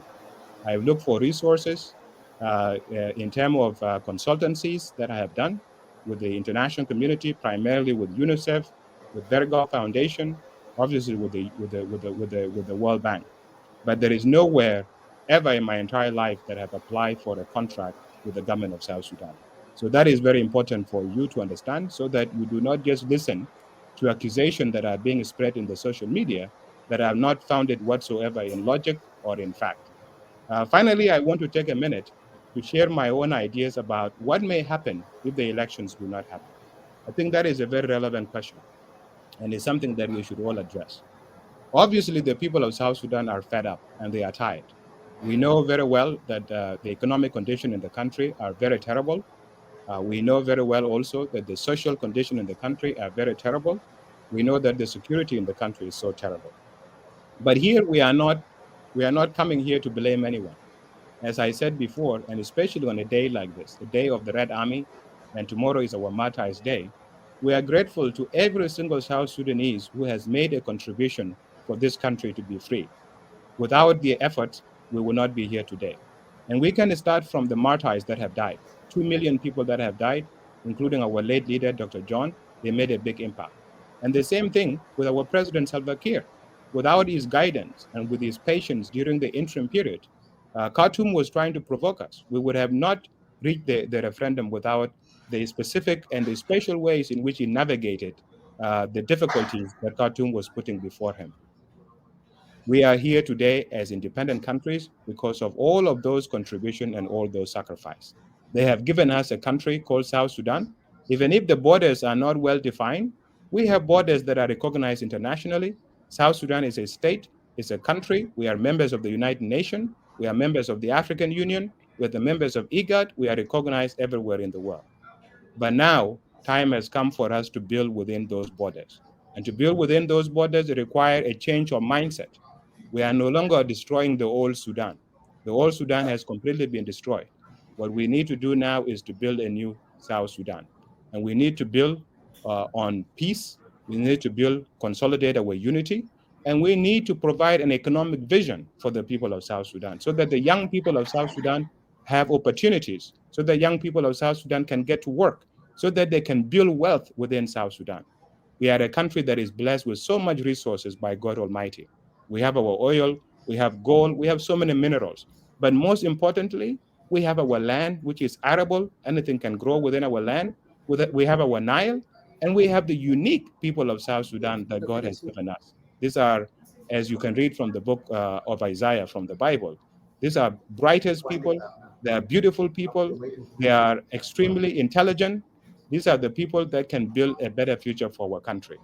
But the problem is, since 2013, and because of this war and the disagreement among our leaders that led us toward independence, we have had this crisis. What I'm saying is that not all the people, all the old people have to go. That is not the point. When we give credit to our old leaders that they have liberated the country, it does not mean that we did not play a role. Dr. Juk was telling you before about his role that he played, and the role that the diaspora played, and the role that the members of the Red Army played. We play all these roles so that South Sudan could be free. So all of us are part of it. But we give credit to them because they were the one spearheading the people of South Sudan. They were the one that were actually organizing the people of South Sudan. It was around them that our people were organizers and devote themselves to the struggle. What I'm saying is that time has come now for the Red Army to be that vehicle around which the people of South Sudan can organize to begin this new chapter of nation building and reimagining a different future for our people. We are not saying that our old people should go and we must seize power from them. No, they have a lot of wisdom, they have a lot of experience, and we can benefit from them. But we need a new vision, we need a new energy. And this is, by the way, something that they imagined before today has come. This is one of the reasons why the Red Army was created and why we were so much protected during the war. You remember every time when Red Army was in crisis, SPLA will come and remove soldiers from frontline to come and deploy them so that the Red Army could be protected. We are the investment of the SPLM. And we are the reflections of the ideals of our movement. We are the custodians of the vision of our people. So today, a time has come for a baton to be passed on to a new generation of South Sudanese leaders who are devoted to a different vision, a vision that can be built through peace and nonviolent approaches, a vision of economic empowerment for the young people and for the women of South Sudan, so that South Sudan realize that potential that is mentioned in the book of Isaiah, a nation that is fair, far, and wide, a nation that is flowing with milk and honey. This is the country that we are capable of building. Right now, we are people that are starving. We are being fed through humanitarian aid. We are begging everywhere so that our people can have something to eat when we have been blessed by God with abundant resources. And this is why we say in our national anthem that land of great abundance. And it's true, God gave us the land of great abundance. It is time that we actually realize that and make that the reality for people of South Sudan. And to do that, it requires a new leadership, a new energy, a new blood, and a new vision. And I think the members of the Red Army are ready to provide that. It's not just about Peter Biar. It could be a Galmachar that we can organize around. It could be Sunday De John that we can organize around. It's not about me.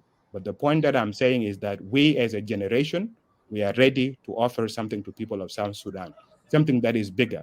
It's not enough for us to be offered position here and there. But what is important is not even the position. It's the ideas that we have in our mind to be translated into reality. And those ideas are very powerful. They can transform not only our country, but the entire continent of Africa. Thank you very much.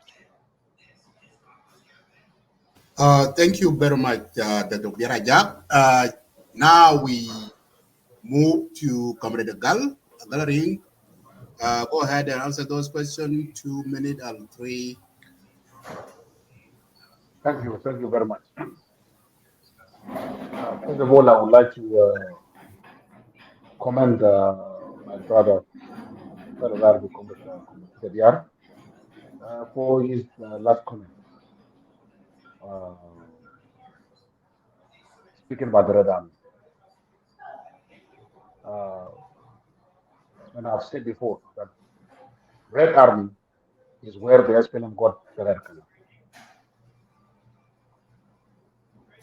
And the Red Army were always under the command of CBC.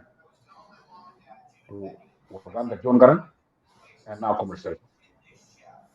So there's no difference between the Red Army and the SPLM. The Red Army all end in Commercial and the SPLM end in Commercial. And both of them are red, signifying the blood that we have shed, the people of South Sudan have shed for 21 years, or even beyond, from 18th of August 1955, or even beyond, when we resisted the condominium rule, resisted the Mahadia, resisted the Turkey, Ottoman Empire, and so forth. So him saying that young people have always been the stepping stone where our people have moved to the next level does not actually start now. It has started from 1821. But if you don't want to go back, you can start in 1963, 60.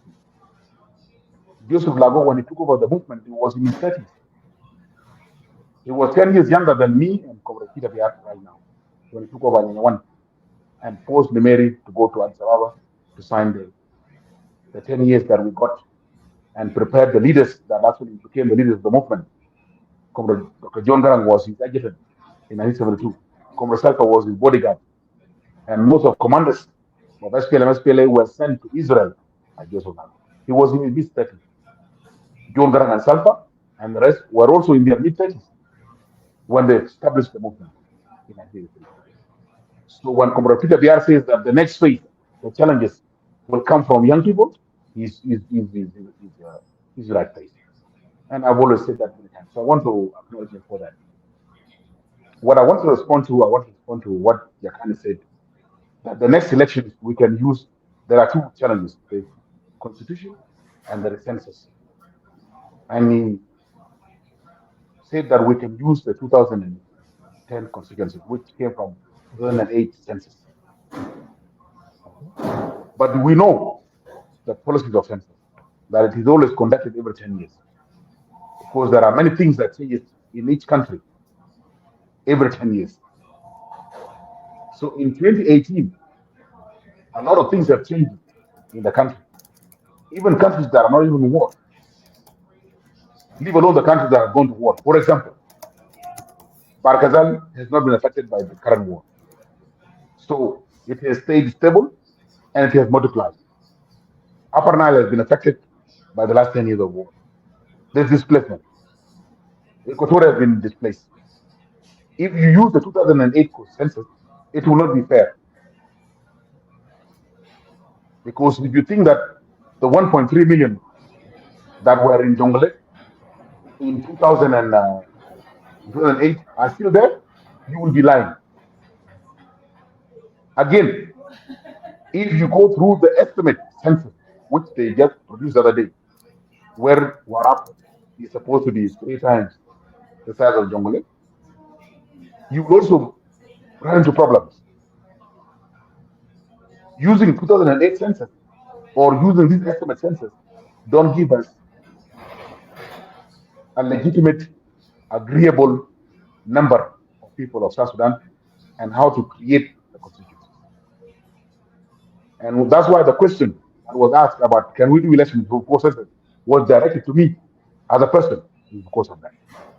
You cannot conduct a free and fair, legitimate election without counting, because census determines not only political position, it also determines distribution of political power and resources.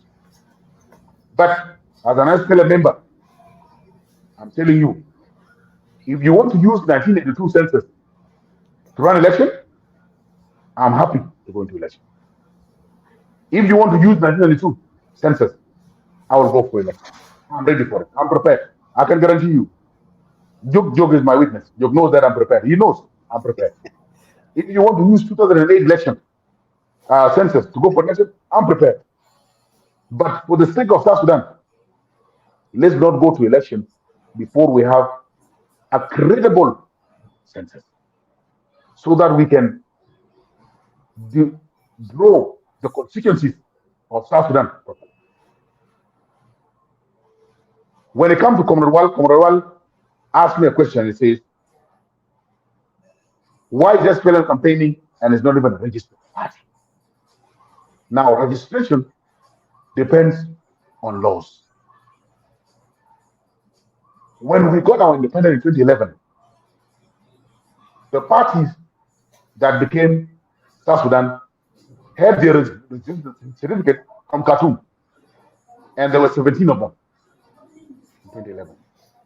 I was the leader, I was the founding chairman of Political Parties Youth Forum. That was Youth League coming together of all 17 registered in Sudan. In 2016, the SPLM called the first extraordinary convention, reorganized the constitution, and Comrade Salva walked on foot, and there are photos, to register the SPLM party in 2015. Registration we are talking about now is under the new agreement, where the Political Parties Council and Political Parties Act and Election Act have to be renewed. But before they are renewed, SPLM is a registered party. And we have the right to mobilize anywhere we want in South Sudan. But we are not going to use that registration in 2016 to go into election, unless we are forced to. But if the new laws come into place and there is reconstitution of the Political Parties Council, we are going to register again. We have been existing since 16th of May, 1983. Nothing will stop us from going for registration again. So, and Commonwealth, they have not answered you. There is nobody, no political party other than SPLM that can take this country forward. And when Comrade Peter Biar says, and I agree with him, he said, all of us who are in this forum, if we form a political party under, for example, Comrade Peter Biar, yes, it is possible. We can beat SPLM. But guess what? It will be SPLM beating SPLM. Because Comrade Peter Biar is SPLM. Whether he likes it or not, he just explain it. AJ Yammer is an invention of which party? SPLM is an invention. Red Army is an invention of SPLM. So when we say SPLM is the future of South Sudan, we mean SPLM in all its colors. Those who are dissatisfied, those who are in SPLM detainees, those who are in SPLM, we must work very hard to fix the SPLM in order to fix the country of South Sudan. And that's why me, when you see me in red, you all of you know, am I happy? I'm trained as a soldier at 10 years old. People, when I was trained, we have not been born, are now my political leaders. People, when I was doing talk with their kid, they were eating tania and food Pikatum, and now my political leaders. Am I happy? But I'm wearing red because I know SPLM is the only way we can fix the country. Let us concentrate on fixing the SPLM, not fixing the country. If you jump from fixing SPLM and you want to fix the country, it will not work. And if we are going to fix SPLM, let's give ourselves time to fix it. Let us be realistic. We cannot fix it in 1 year. We cannot fix it in 2 years. We cannot fix it in 3 years. And that's why I say the next extension must be 6 years. If it's not 6 years, let's go for it. Because one way or another, the SPLM is going to lead for the next 6 years. If you want extension, we will lead for the next 6 years. If you want election, we will still lead for the next 6 years. Which one do you want? It's your choice. We in the SPLM, we are ready to listen to you as our people, and we will lead you in the direction you want to be led. Thank you very much. Thank you, Comrade Gal. Your colleague, another one, Gijami Bolmapur, is in the room. The next speaker is Mr. Inmun Yakani. Is next. I see you put your hand. No. Go ahead. I have to go in 2 minutes. Just give me those 2 minutes so I can exit. Yeah, okay. Let you come. Go ahead. Okay, I'm just going to respond to the question from Wal Peter Moranyarbiet, who asked the question about which alternatives are we looking at when it comes to the next leadership of this country.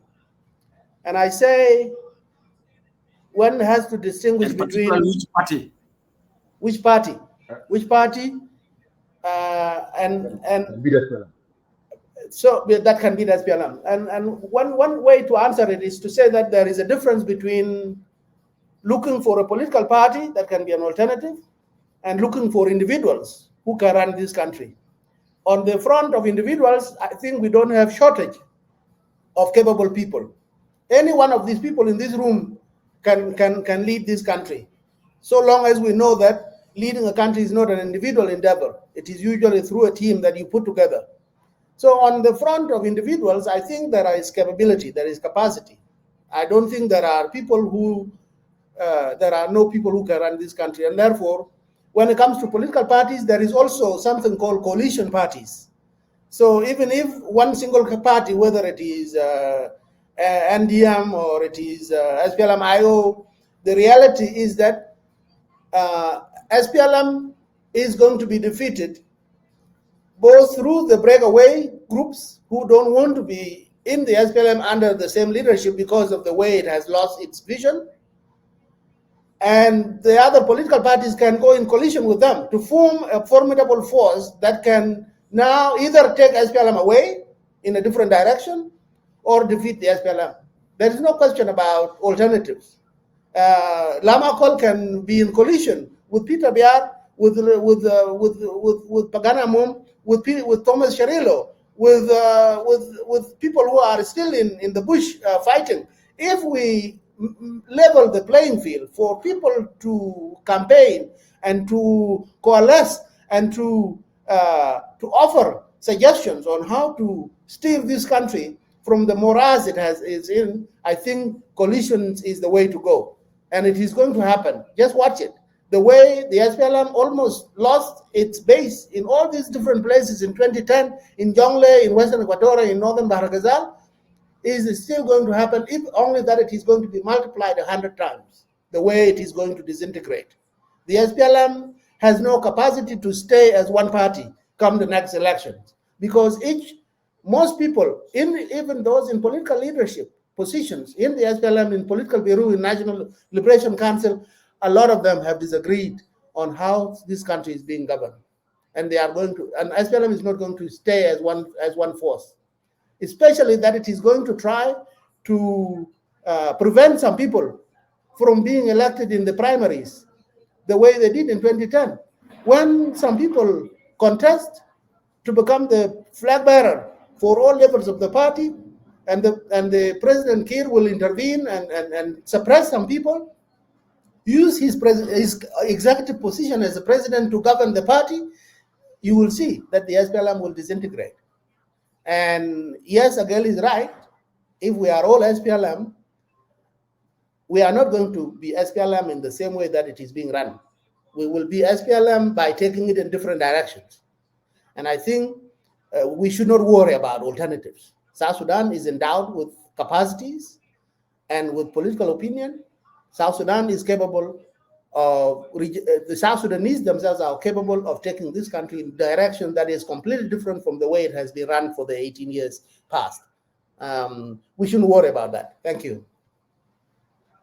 Thank you so much, Professor Mudut. The next one is Dr. Sunny John.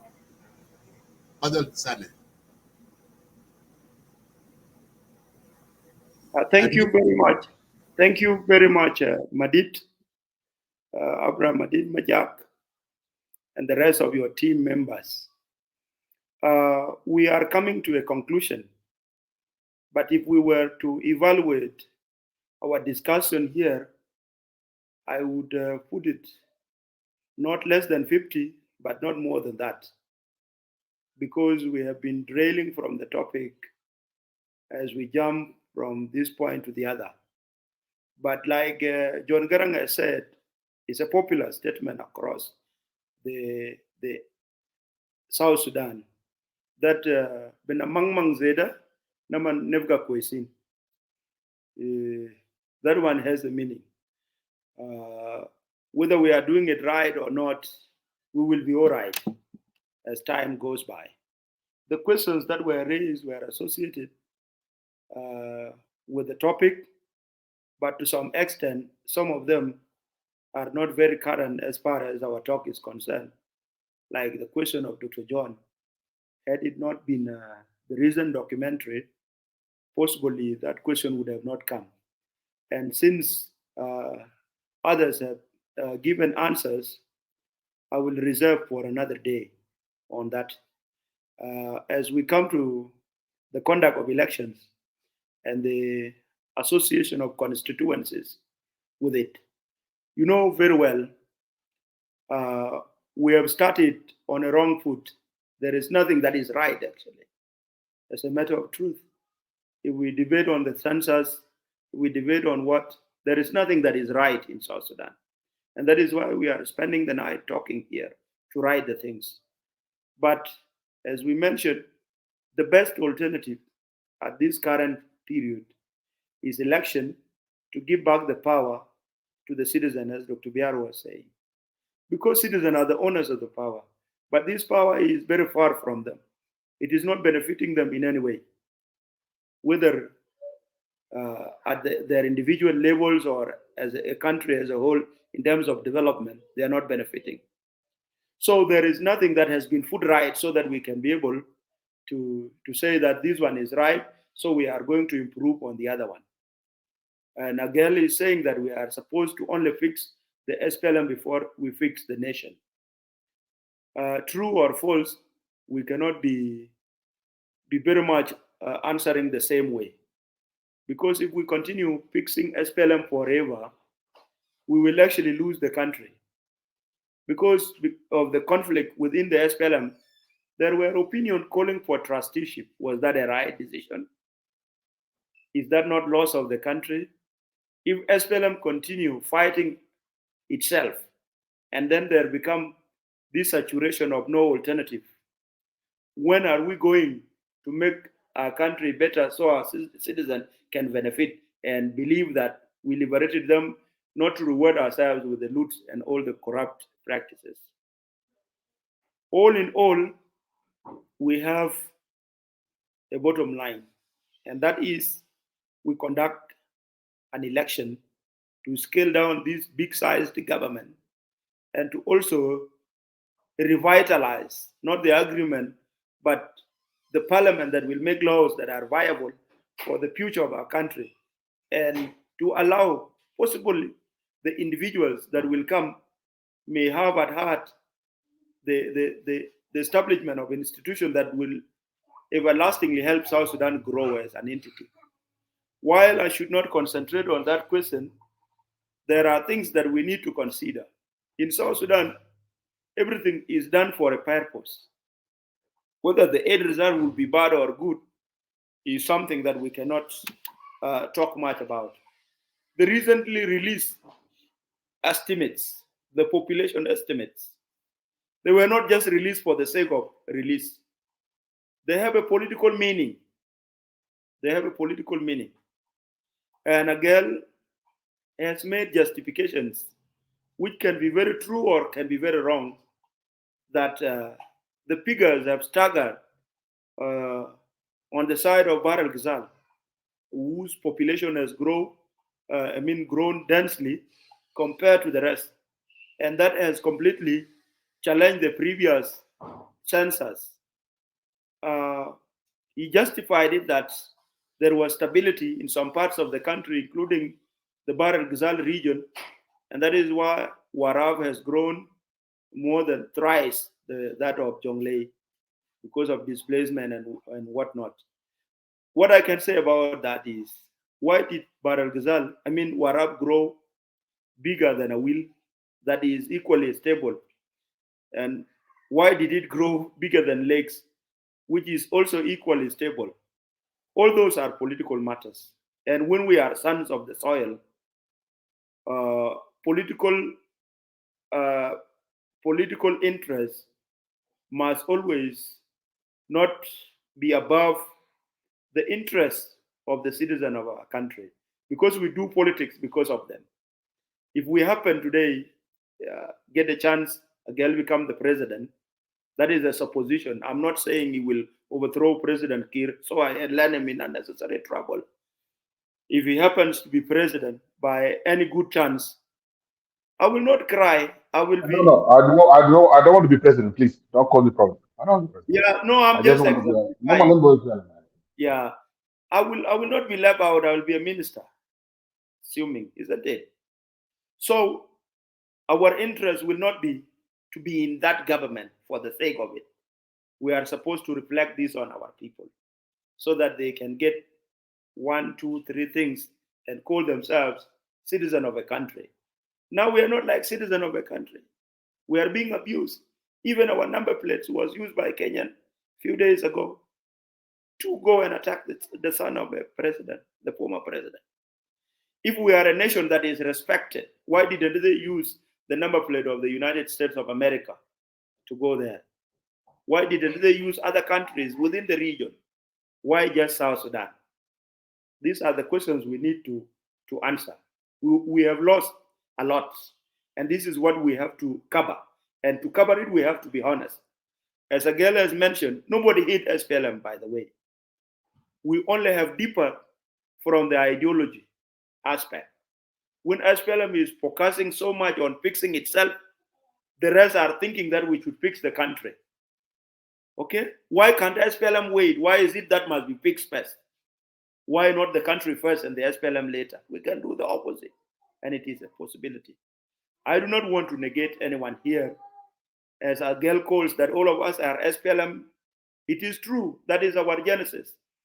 And in one way or another, like a girl has lost a lineage to the liberation struggle. Like me, I lost my mother when I was only 3 months old. This is in the name of liberation struggle. She did not die of disease. She was killed. Okay? all in all of us here, if we go to Bolmakur, we go to Abraham, go to Edmund, and to Peter Biar, there are losses after losses. I know a family friend, 2 of Biar's uncles, I think 3 of them, his father, his uncle, Ajak, Mayom Deng Biar, are my father's good friends. Okay? They have been together. And also another uncle who is a friend to my uncle was killed in the liberation struggle around Tali. This is called Majung Deng Biar. All of us are losers in this process. But to reward ourselves, we are supposed to do the right thing for our country. This is the reward. Political interest aside, what is good for South Sudan? Agel knows, Dr. Biar knows, Bolmakur knows, Edmund knows. We should belong. And if we should belong, let us at least shape the opinion of the public to the right direction. The right direction is South Sudanese should be interested in what benefits them as a nation, not as individuals. If today I happen to be in that government and I become a millionaire overnight, where will I even enjoy my millions? In a foreign country where I am harassed on the road by the police, where I should be subjected to kitu kidokos. But if I were to be in South Sudan with my millions, I'll be a proud citizen. Because those that will even prune my garden will be our local people. Those that will drive my expensive cars will be our local people. And that way, we have impacted positively on our society. All in all, I am not giving a lecture, but honesty is very important. SPLM is not a problem to us now. We are not discussing it. We know it has put us in the mess. And this is the mess that we need to put right. Again, we were all SPLM. And we are still SPLM, as you said. But I want to divide us into 2. As you are in that uniform, and as you are anchored somewhere in the SPLM currently, we call you SPLM dependent. Biar, myself, and the rest, we are SPLM independent. Okay? We are SPLM independent. So that is how I can distinguish us. And let us think critically, without friction, without putting the interest of the party before the interest of the nation, because these parties are only made to make this nation better. So let us think positively about our country. And the best way now is, if we today say that Riek Machar go home, he will say the agreement says, I am a partner. If it is being extended, there is nothing that will leave him out. Believe me. And it is true for SOA, and it is true for all the signatories. How do we stop this cycle from continuing? Because we know, even if they extend for the next 10 years, they will be comfortable with it, but the citizen will not be comfortable. And the nation will go down the lane, deeper, not in a good way, but in a bad way. When my brother Biar says generational exit, let us not also perceive it like we're going to kill all the elders. If my father was to be alive, I would not kill him. Biar will never attempt to kill his father. The same Agel's prayers that my mother did should be healthy so that could see my children and possibly be there as a reference for our family. That is our interest. But in terms of new energy, we are also supposed to develop a pathway that we can call generational entrance. If the exit is hard, we can still enter. And how do we enter? Here we are mulling over the No, I have love with my microphone on. So sorry. So we need a generational entrance. So Generational that entry, not a yes, generational exit. yes, yes. There are people It's all good. It's outside all here. good. It's the Yes, same I thing. am in opposition for the last 6 years. There are people outside here that are deeply in pain. They use tribal identity as the basis of solving our problem. But that one has failed to work. That is why I have to call, like my brother Biar did, upon the youth of South Sudan to think critically, regardless of where we come. Like Edmond is here, we should not think regional. because there are already others that are calling to annex their area to Uganda or to Congo or to Kenya. Are there no challenges in Uganda? How soon will the newcomers be received better than the northern Uganda that we all see? Okay, than the northern Kenya that we all see, and then the North Kivu that I went to as a rebel. Of course, now I don't go there. All this, if we come to conclusion, we need our country and we can fix it. We just need to open our hearts and accept that these elders are not our enemies, but let them not overuse us in a bad way. They should use us constructively. If a girl is sent to go and fetch for fire, so children of South Sudan are cooked for, that is good. But if he is sent to go and eliminate BR, that is not good. If I am sent to possibly go and guide our boys that are playing football with the neighboring country, like Albino Ball is a good thing. But if they are telling me to go possibly and create anarchy somewhere, it's not good. So we know the truth. We know the truth. We can defend our parties, but where will we go? We will go nowhere. I know very well the competition ground is not level, like Edmund has mentioned. Is not level. Whoever that will compete now will think getting SPLM ticket. That is what is in their mind. Not because SPLM has very brilliant ideas that an independent entity cannot do. No, SPLM has a monopoly of everything. They have the resources, they have the guns, they have the decision makers, they have everything. They can even decide to make South Sudan better tomorrow, and it is possible. Yeah. Why do they beat around the bush and not make it right? You just do it with South Sudan so that people, what do doctors? Dr. Biar can venture in politics. He's a high doctor or PhD that can formulate policies. What of a doctor whose responsibility is to conduct surgery so that he makes the well-being of people come to terms? Okay. Doing in politics.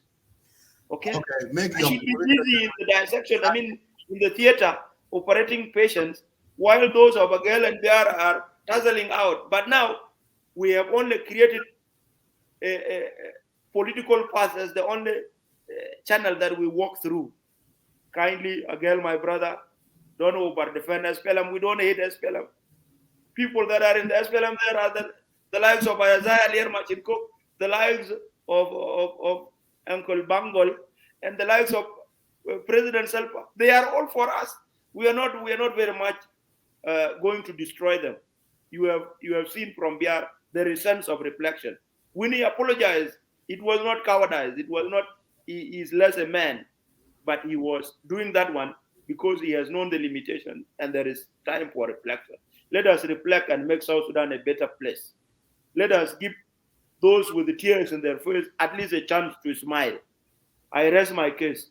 Shukran. Thank you, Dr. Sandy John. Appreciate it. Before I let everybody go, let me give this minute to one of your dynamic colleague, Bormakur. Bormakur, if you are there, you can go ahead with a minute to say greeting and say last minute before we let our guests go. Thank you, Abraham Adit. I welcome everybody. Before you go ahead, just tell us which camp you were and be specific about the Army unit you belong to. Thank you, Comrade Agel. First of all, I am very excited to see all the offspring of the SPLA, SPLM. I know that it is shifted a little bit. Pyramid, they call it SPLM, but we still step back so we can bring back the memories. My name is Bol Makur, as it is written, but I have new faces that we never met before. We see each other on Facebook. For instance, Comrade DR Birajak and Mr. Edmund, you are welcome to Lake State Media. My comrade Agal, you are welcome to Lake State Media as usual. I'm a Red Army from Dima. I left home 1987. We arrived to Dimo in 1988. We went to the field, trained, and we were first named as Huria. I believe Agal. Intercan mean, I think Anyin or Zalzal, something like that. Yes, Horea is in the father. Horea, you are in the father. Yes, yes. Now after Huria, we were trained. Yes, so we were trained Tabur, Shumalib, Yominlib, Uhor Wagif, Ubaden. We were changed to be Intifada. That's a little story about Katiba Intifada. And we were saying, James Warada, Blimeri Jaiwen, Kutaban Sadi Almadi Pikanda, Katiba Buluma, Pia Kuliyum Shakala, Kalani Kogwala. As PLM Mamuluju, Mitarir Gadam, Burjuadin, Komkun, Comrade John, Victor John, Harba, Alain Komalian Manira, Ujumi Jay Harvey. That was my Edin Katiba Diakin. That was my my. No, I know you. I know you more than you know yourself. Just continue. Yeah. So the reason why I bring up the song because, as BR said, old J. Jalamed. Okay, thank you. Old J. Jalamed. Edmond, a last remark. He is leaving actually. Maybe okay. A minute. I might give. Let me leave Edmund. Let Bol finish. Let Bol finish, and then Edmund can come. Yeah, Edmund, hang on for a second so Bol can finish, and then you can come. Edmund, I will love your responses because you are interested. Okay. Go ahead, Bol. Listening. He's around. Don't worry. Go on. He will wait. Okay.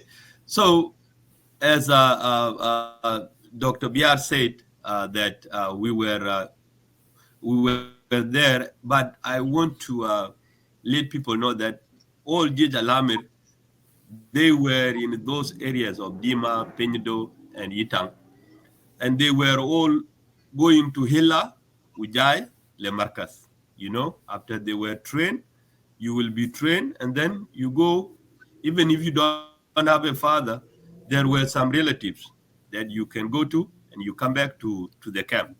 You know, and you still considered as a Jij Alamir. It is not only people that were content in the camp that considered themselves Jij Alamir. Jij Alamir is all, even the people that were in Khartoum itself. Because Dr. John Garang said that the more fighters are the one in Khartoum looking at the eye of the Arabs. Those people, we are considered them also as Jij Alamir. So not only people in the bush or people that were in Dima, and so it's anybody that told Arab that I need my self-determination is considered as Red Army. And today I will not go into so many topics because we host you and everything have been said. All of you have said something important, and I will not take people back again because I came late. And I came late because of this debate. Comrade Abraham Adit invited me 2 days ago. And actually, I drove from very far. I drove from California to Seattle, Washington. And right away, once I arrived, I just jumped into my computer because I want to, I want to host my comrade. So that's why I came late. So I apologize and forgive me for that. So yes, so that's my little background. I am Jij Amir Bita Intifada. Been there in Dima. There's nothing that I don't know about the SPLA, SPLM. Dr. John Graham once came and we ran to him and I greeted him.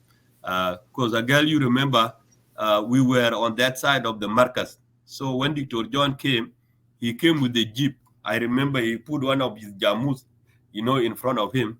And right away, I was playing, little soccer, we made a sock, and then we put some thread in there. Yeah, a kurashrab in Arabic, right? And then we were playing and then he emerged. So we ran to him And right away, I was the one, rest my hand on the at the window. So I greeted him, and right away, I didn't even know if that was him. And he said, Amerweye. That's when everybody came out, because And you got out of the car. You got out of the car and you joined us in Paris. Yes. So He was really a father, He was a father to Jeja Lamer, He was really a father. We always remember him. And he said SPLWA. And then that's when we know, John Garangachiban, and everybody was crazy about it. And we ran with, we go back to our Katab and we arrange ourselves. And then we went to Mazara, the joint meeting of the SPLA. Then they were always who died the other day at right. Go ahead. Right. Yeah. So the reason why we talked about this is not because we are we want to make other people that did not went to SPLA feel bad. No, we tell them, all of you also, you are our heroes. But let the story be told, because I know that there are some people outside there who don't like to hear that we have liberated. No, I like to say I have liberated, but I like to say that you as well have already liberated as well. Remember my mother. My mother, I consider her one of the liberators before me. And why? When Zalzal came, Zalzal was released from Dima. They used to call it Malon Jim, if you can remember. When Zalzal came, yes, Malon Chubak. When Zalzal came, they came all the way to Yeru. Right. Don't start up the Garanga John. Yeah, we run out of time. Yakani and Peter Biar, they are leaving. So if you can. Okay. Yeah, they are about to leave. All right. Let me just. Okay. Yeah. Thank you, folks. Thank you. I really appreciate. I will next time I will come earlier, and I will start from there. I really appreciate. Peter Biar, was nice meeting you. Welcome to Lake State Media. And I was very happy though when you came and apologized. Apology is something very difficult, very, very difficult. The only person who can bring it up is a hero. So, yeah, and your apology is changing. Do not think that Chin Chloe apology to have is changing, is cleaning up the image of Red Army. Like when a girl said that we were the one, creating this. It's creating the image of Red Army, that our fathers, we can, be wrong, but then we can later say, I'm sorry. But I just want to say one thing. Be leaders got big ping. Now ping jam. Whereby Panmonjang, let me speak Dinka. Tichimed word. Kuura to dumit. Kalas. Kajilwe lanche yinman, anabating late, anabating. And then people keep on, buka japur. Najuka jata apur. Kuye late, rajuka jacham, kuuru jo ichol. Jelwel gal Peter Biar, well, DR John, DR Sunday the John, well, Gal Machari, the one of these boys. Barda Mandia, Yungulu Kichidikan. Wuru bija chol chani chuo kuje jamnum. Lakini bi kang ti Yungulu elki chidikane. Kubakulu elki chidikane, ba juir. What explain? Nati juir. Tibiri ag wur po jaben tin kan. Na bi ja waj, ka bi ja waj. Na bi tat, ka yin bi ja tat. Na bi boot, biran boot. Ayo go gato ten wo monjang languages, little bit. With a pension. I know.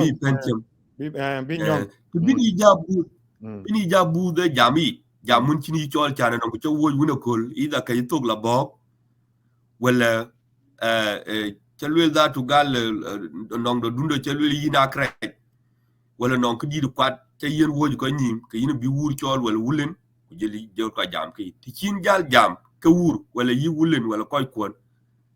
keten ka punishment bi jabe kuwa bela koy kwa what is in this analogy koy dit kwa to nongen ki chimed wo to nongen ki yeyo ichu wo ngu chen wo kang chol ku bi wo kang ta ko nim ku bi wo ti ngu ye we ki chir kin wo achana nong anong ka jaga ting right away na chiran wo kera na ye panach kwa takang le lon in social media ngu ye panach menda wo monjang kuno ngu chu wo ngu ndi de red then panach men ko ko no ka chi ko wo ngu mai kala da manu we biar we gato sijini ya we yo jam ka ting especially the man bin you dom that when I made the statement ngu in na no ku chu wo ko ga lu ka capital punishment more than other people ko wo ye monja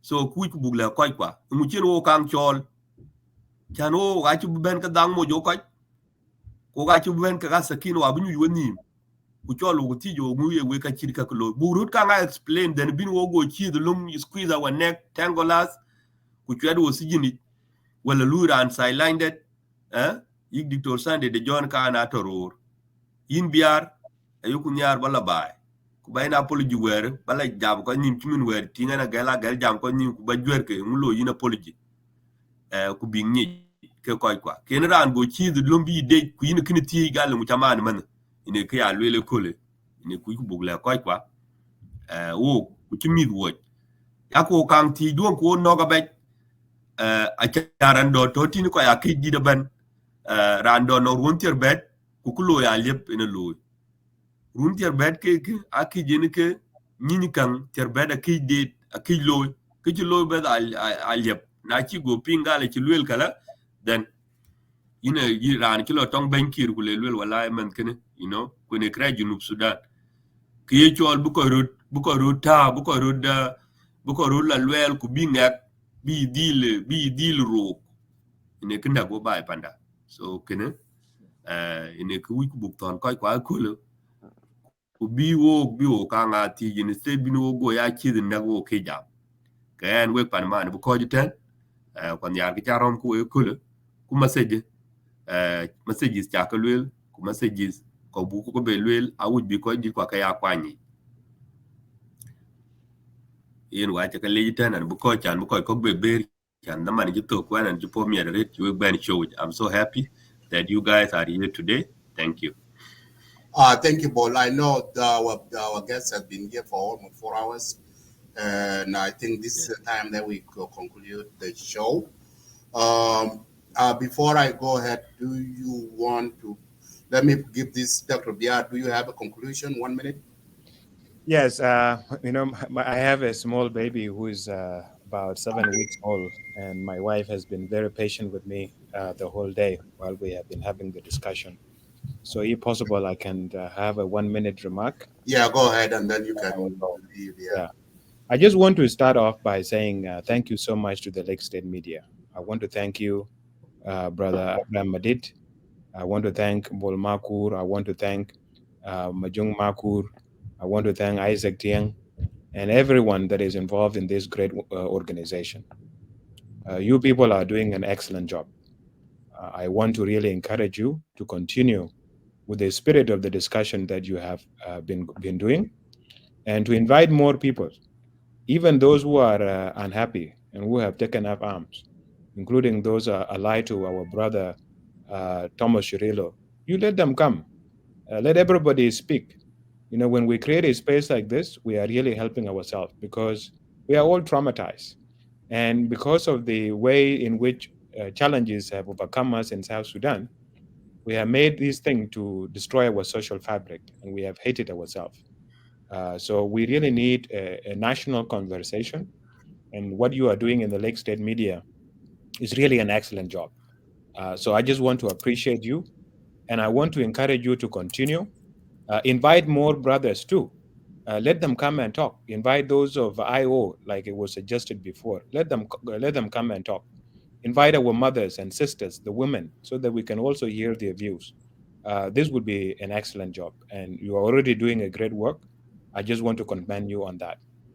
The last thing that I want to say, again, it may seem like a repetition, but I want to appeal again to the young people of South Sudan. You are really the future of South Sudan. You are the present of South Sudan, and you are the future of South Sudan. Let us not take our role lightly. And let us not say that we are disempowered, that we don't have power. Our power is beyond measure. We are very, very, very powerful. We have the power to destroy this country, and we have the power to make it better. We have been used having guns, killing ourselves in all these political struggles, in all these communal violence. But at the end of the day, we are just only destroying ourselves. We are destroying our children. We are destroying our women. We are destroying our economy. So I really want us to begin a new chapter. Let us stop violence of any form, whether it is political violence or communal violence. Let us stop it. If there is someone that is coming to tell you take up arm to go and fight, tell them no. Me, I'm not going to fight, because we should be able to reason, like the way we have reasoned now in this conversation. We had some disagreement, as you have all seen, and that is normal because we have different opinions, and we are a human being. Every person has their own way of thinking. So when we listen to one another and we treat ourselves as brothers and we really listen to what the other person is saying, we are able to find a way forward. As you have seen now, we have all converged onto the same point. All of us, we love South Sudan. Every person, every South Sudanese out there, they love South Sudan. So let us not antagonize ourselves, label ourselves, these people are against the country, these one are the one for the country. No, we are all patriots. We all love this country. So let's give ourselves time to be able to speak. Finally, I want us, the young people of South Sudan, not to take these elections lightly. The elections are coming. And this is the opportunity we have all been waiting for. Let us begin to prepare ourselves.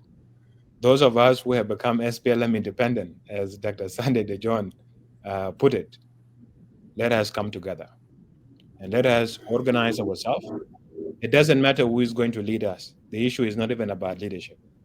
Personally, I'm happy to work with anyone. It's not about a leadership. It's about changing our countries, putting our ideas together. Country is not run by one individual. It requires systems. It requires individuals of different background and experiences to come together in a spirit of cooperation and agree on agenda that is inclusive, agenda that reflect all the different views of our people, and then we implement it. We have a beautiful country, but we have destroyed because we are thinking only about ourselves. We are thinking about power. We are thinking about resources so that we can become rich. But this country is so rich, every single one of us can be rich. If we just take time, we organize ourselves, and we treat each other with brotherhood. I want our elders to understand that we do not hate them at all. In fact, if anything, we are grateful to them for the sacrifice that they made. I know when the struggle started in the 1950s, those who were President Salva Kiir, they were not any different than what we went through in the Red Army. They were child soldiers, and they struggled, and they continue the struggle until we have realized it today. So we do not hate them. We are grateful to them. We thank them for their cooperation, and we want to assure them that they have absolutely nothing to fear from us. And one of the reasons why I oppose these peace agreements is because sometimes they put things in there that are very unnecessary. Like, for example, now, if we are saying that our elders should give us time so that we can move forward, but at the same time, we have this so-called hybrid court, so that we say we will be able to take people to the court. And we are asking them so that they can rest and be advisors. This is Yeah, not conducive. yeah. Can I just interrupt you for 10 seconds? Sure. Have you realized that 4 hours later, the only people that are left are the Red Army? It's only 3 hours. Did you realize that? I do. Because we can go for 10 hours, we can go for 10 days because we are patriots. Yeah, did even this like Jama. Aywa. Continue. Bears up. What I want to say is our leaders, they have nothing to fear from us. Someone like our President Salva Kiir, he can never fear anything from the Red Army because as Comrade Agal said before, Dr. John was our commander, and Salva Kiir, when we formed the Red Army Foundation, he was our patron. He supported us financially. Still our person. All the members of the High Command, those of Kualmanyang, they flew from Bor so that they can come and celebrate with us. We love them. There is nothing bad that we could ever wish against them. And in fact, they are histories of South Sudan. They're living histories of South Sudan. We want to immortalize everything that they have done in our archives. We have already done that in our songs. If you see our songs, we have praised them. We continue to sing these songs, and our children are learning these songs. So they should never fear that we have something against them. No. All we are saying is whatever bad that we have gone through is not unique to SPLM. Every liberation struggle have had the same experiences like what the SPLM has gone through. And the aspiration, by the way, we have are the same human aspiration. If you go anywhere in the world, people want freedom, they want justice, they want prosperity, they want equality. It's not something that is unique to South Sudanese. So what I'm saying is, let us not be afraid of our history. We know the things that have happened, they happen for the reasons of that time, and they happen. There is nothing that can be done about it. So let us not be held hostage by the things that have happened in the history. Let us start a new chapter. And in this new chapter, let's build a country that is inclusive of all of us, country in which our voices are heard and they are reflected, and it's within our power to build those countries. It's not just only us, the young people, who are going to build that country. We need their wisdom, we need the experience, we need their guidance. So let us together come as people of South Sudan, not as factions of SPLMIG or SPLMIO or SPLMFDs or whatever, all the different factions. Let us come as people that have suffered together in a common struggle to create a better future. And when we do that, we are capable of moving forward. We want them to be there so that they can see with their own eyes that South Sudan can change. Look at Rwanda, where Rwanda is today. And they came from a genocide. And because they were committed and they were united and they were focused on solving their problem, now they are among the fastest growing countries in the world. We can do better than Rwanda because we are a much bigger country. We have more resources than Rwanda, and we have people that are brilliant and that God has given them the knowledge. And it's not me making this up. You just have to read the book of the Bible. And the Bible itself acknowledges the enormous capacity of South Sudanese people. So let us not take ourselves short. Let us not say that we are not educated, we are illiterate, we are too deformed. No, we are not deformed. We just need to shift our mindset and we begin a new journey. And this journey is a journey we can all walk together. I'm not excluding anyone. All I'm just saying is time has come for you people to trust us because you are the one who raised us. You are the one who planted in us this seed of nationalism. You're the one that signed us up in the Red Army. My father, Jaguda, was the one that went and enlisted me in the Red Army. I did not even know what I was doing, but he was the one that took me there. So now they should trust that they have done a good job. You have to trust your children when they grow up, because at one point you will not be there to watch them.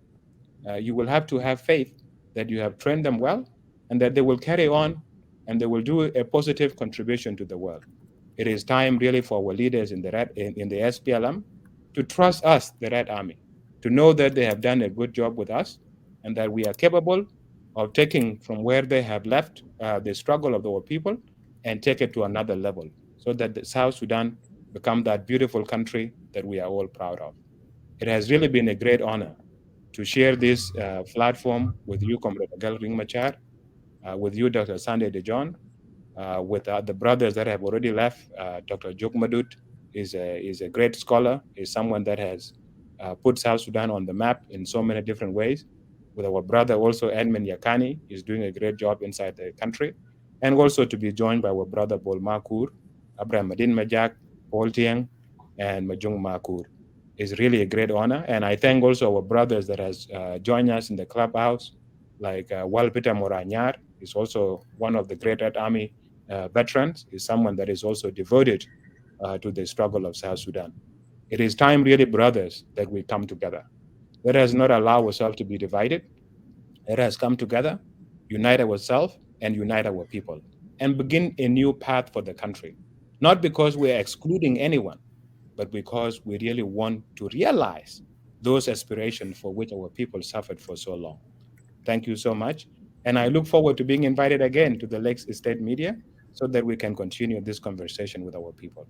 Thank you There so is much. part B. Part B for this is there. The round two. Round two. Excuse me. You do not ask me again to have a concluding remark. Whatever Peter Biar has done is enough. I'm not going to talk anymore. So Thank when you. you're ready to end, I also don't have to say anything. Okay, no, I have thank no you, more. guys. So before we let go, I will let Whatever Peter Biar says is finished. I'm not going to yeah. say more. Before It we do doesn't matter that, whether I wear red or yellow. It doesn't matter. But before I whatever let you said is enough. go, you guys need to listen to your song. Go ahead. By Sanat, I think you're on the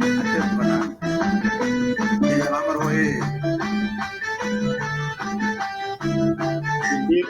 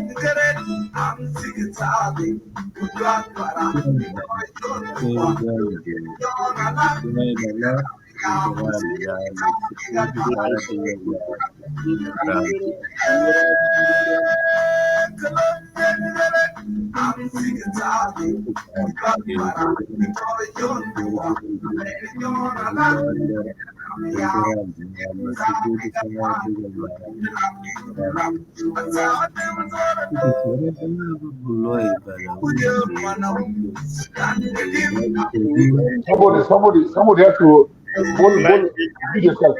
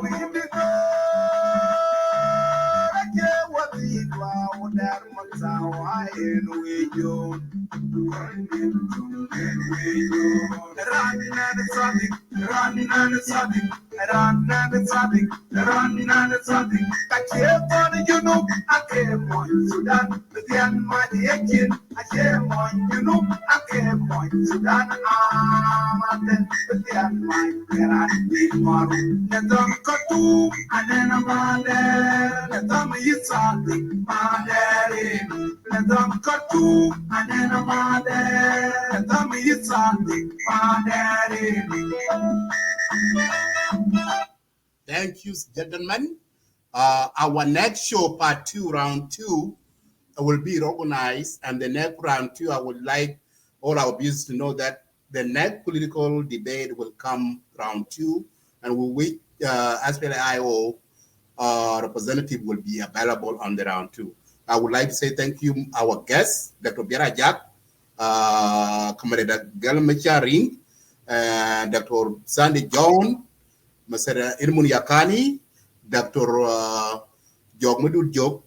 I would like to say thank you so much for coming in and feed the people of South Sudan in your knowledge. This is what we want. I would like to thank you so much, and all our viewers who are watching Clubhouse, Facebook, and YouTube. Thank you very much. The State Media is always here for you.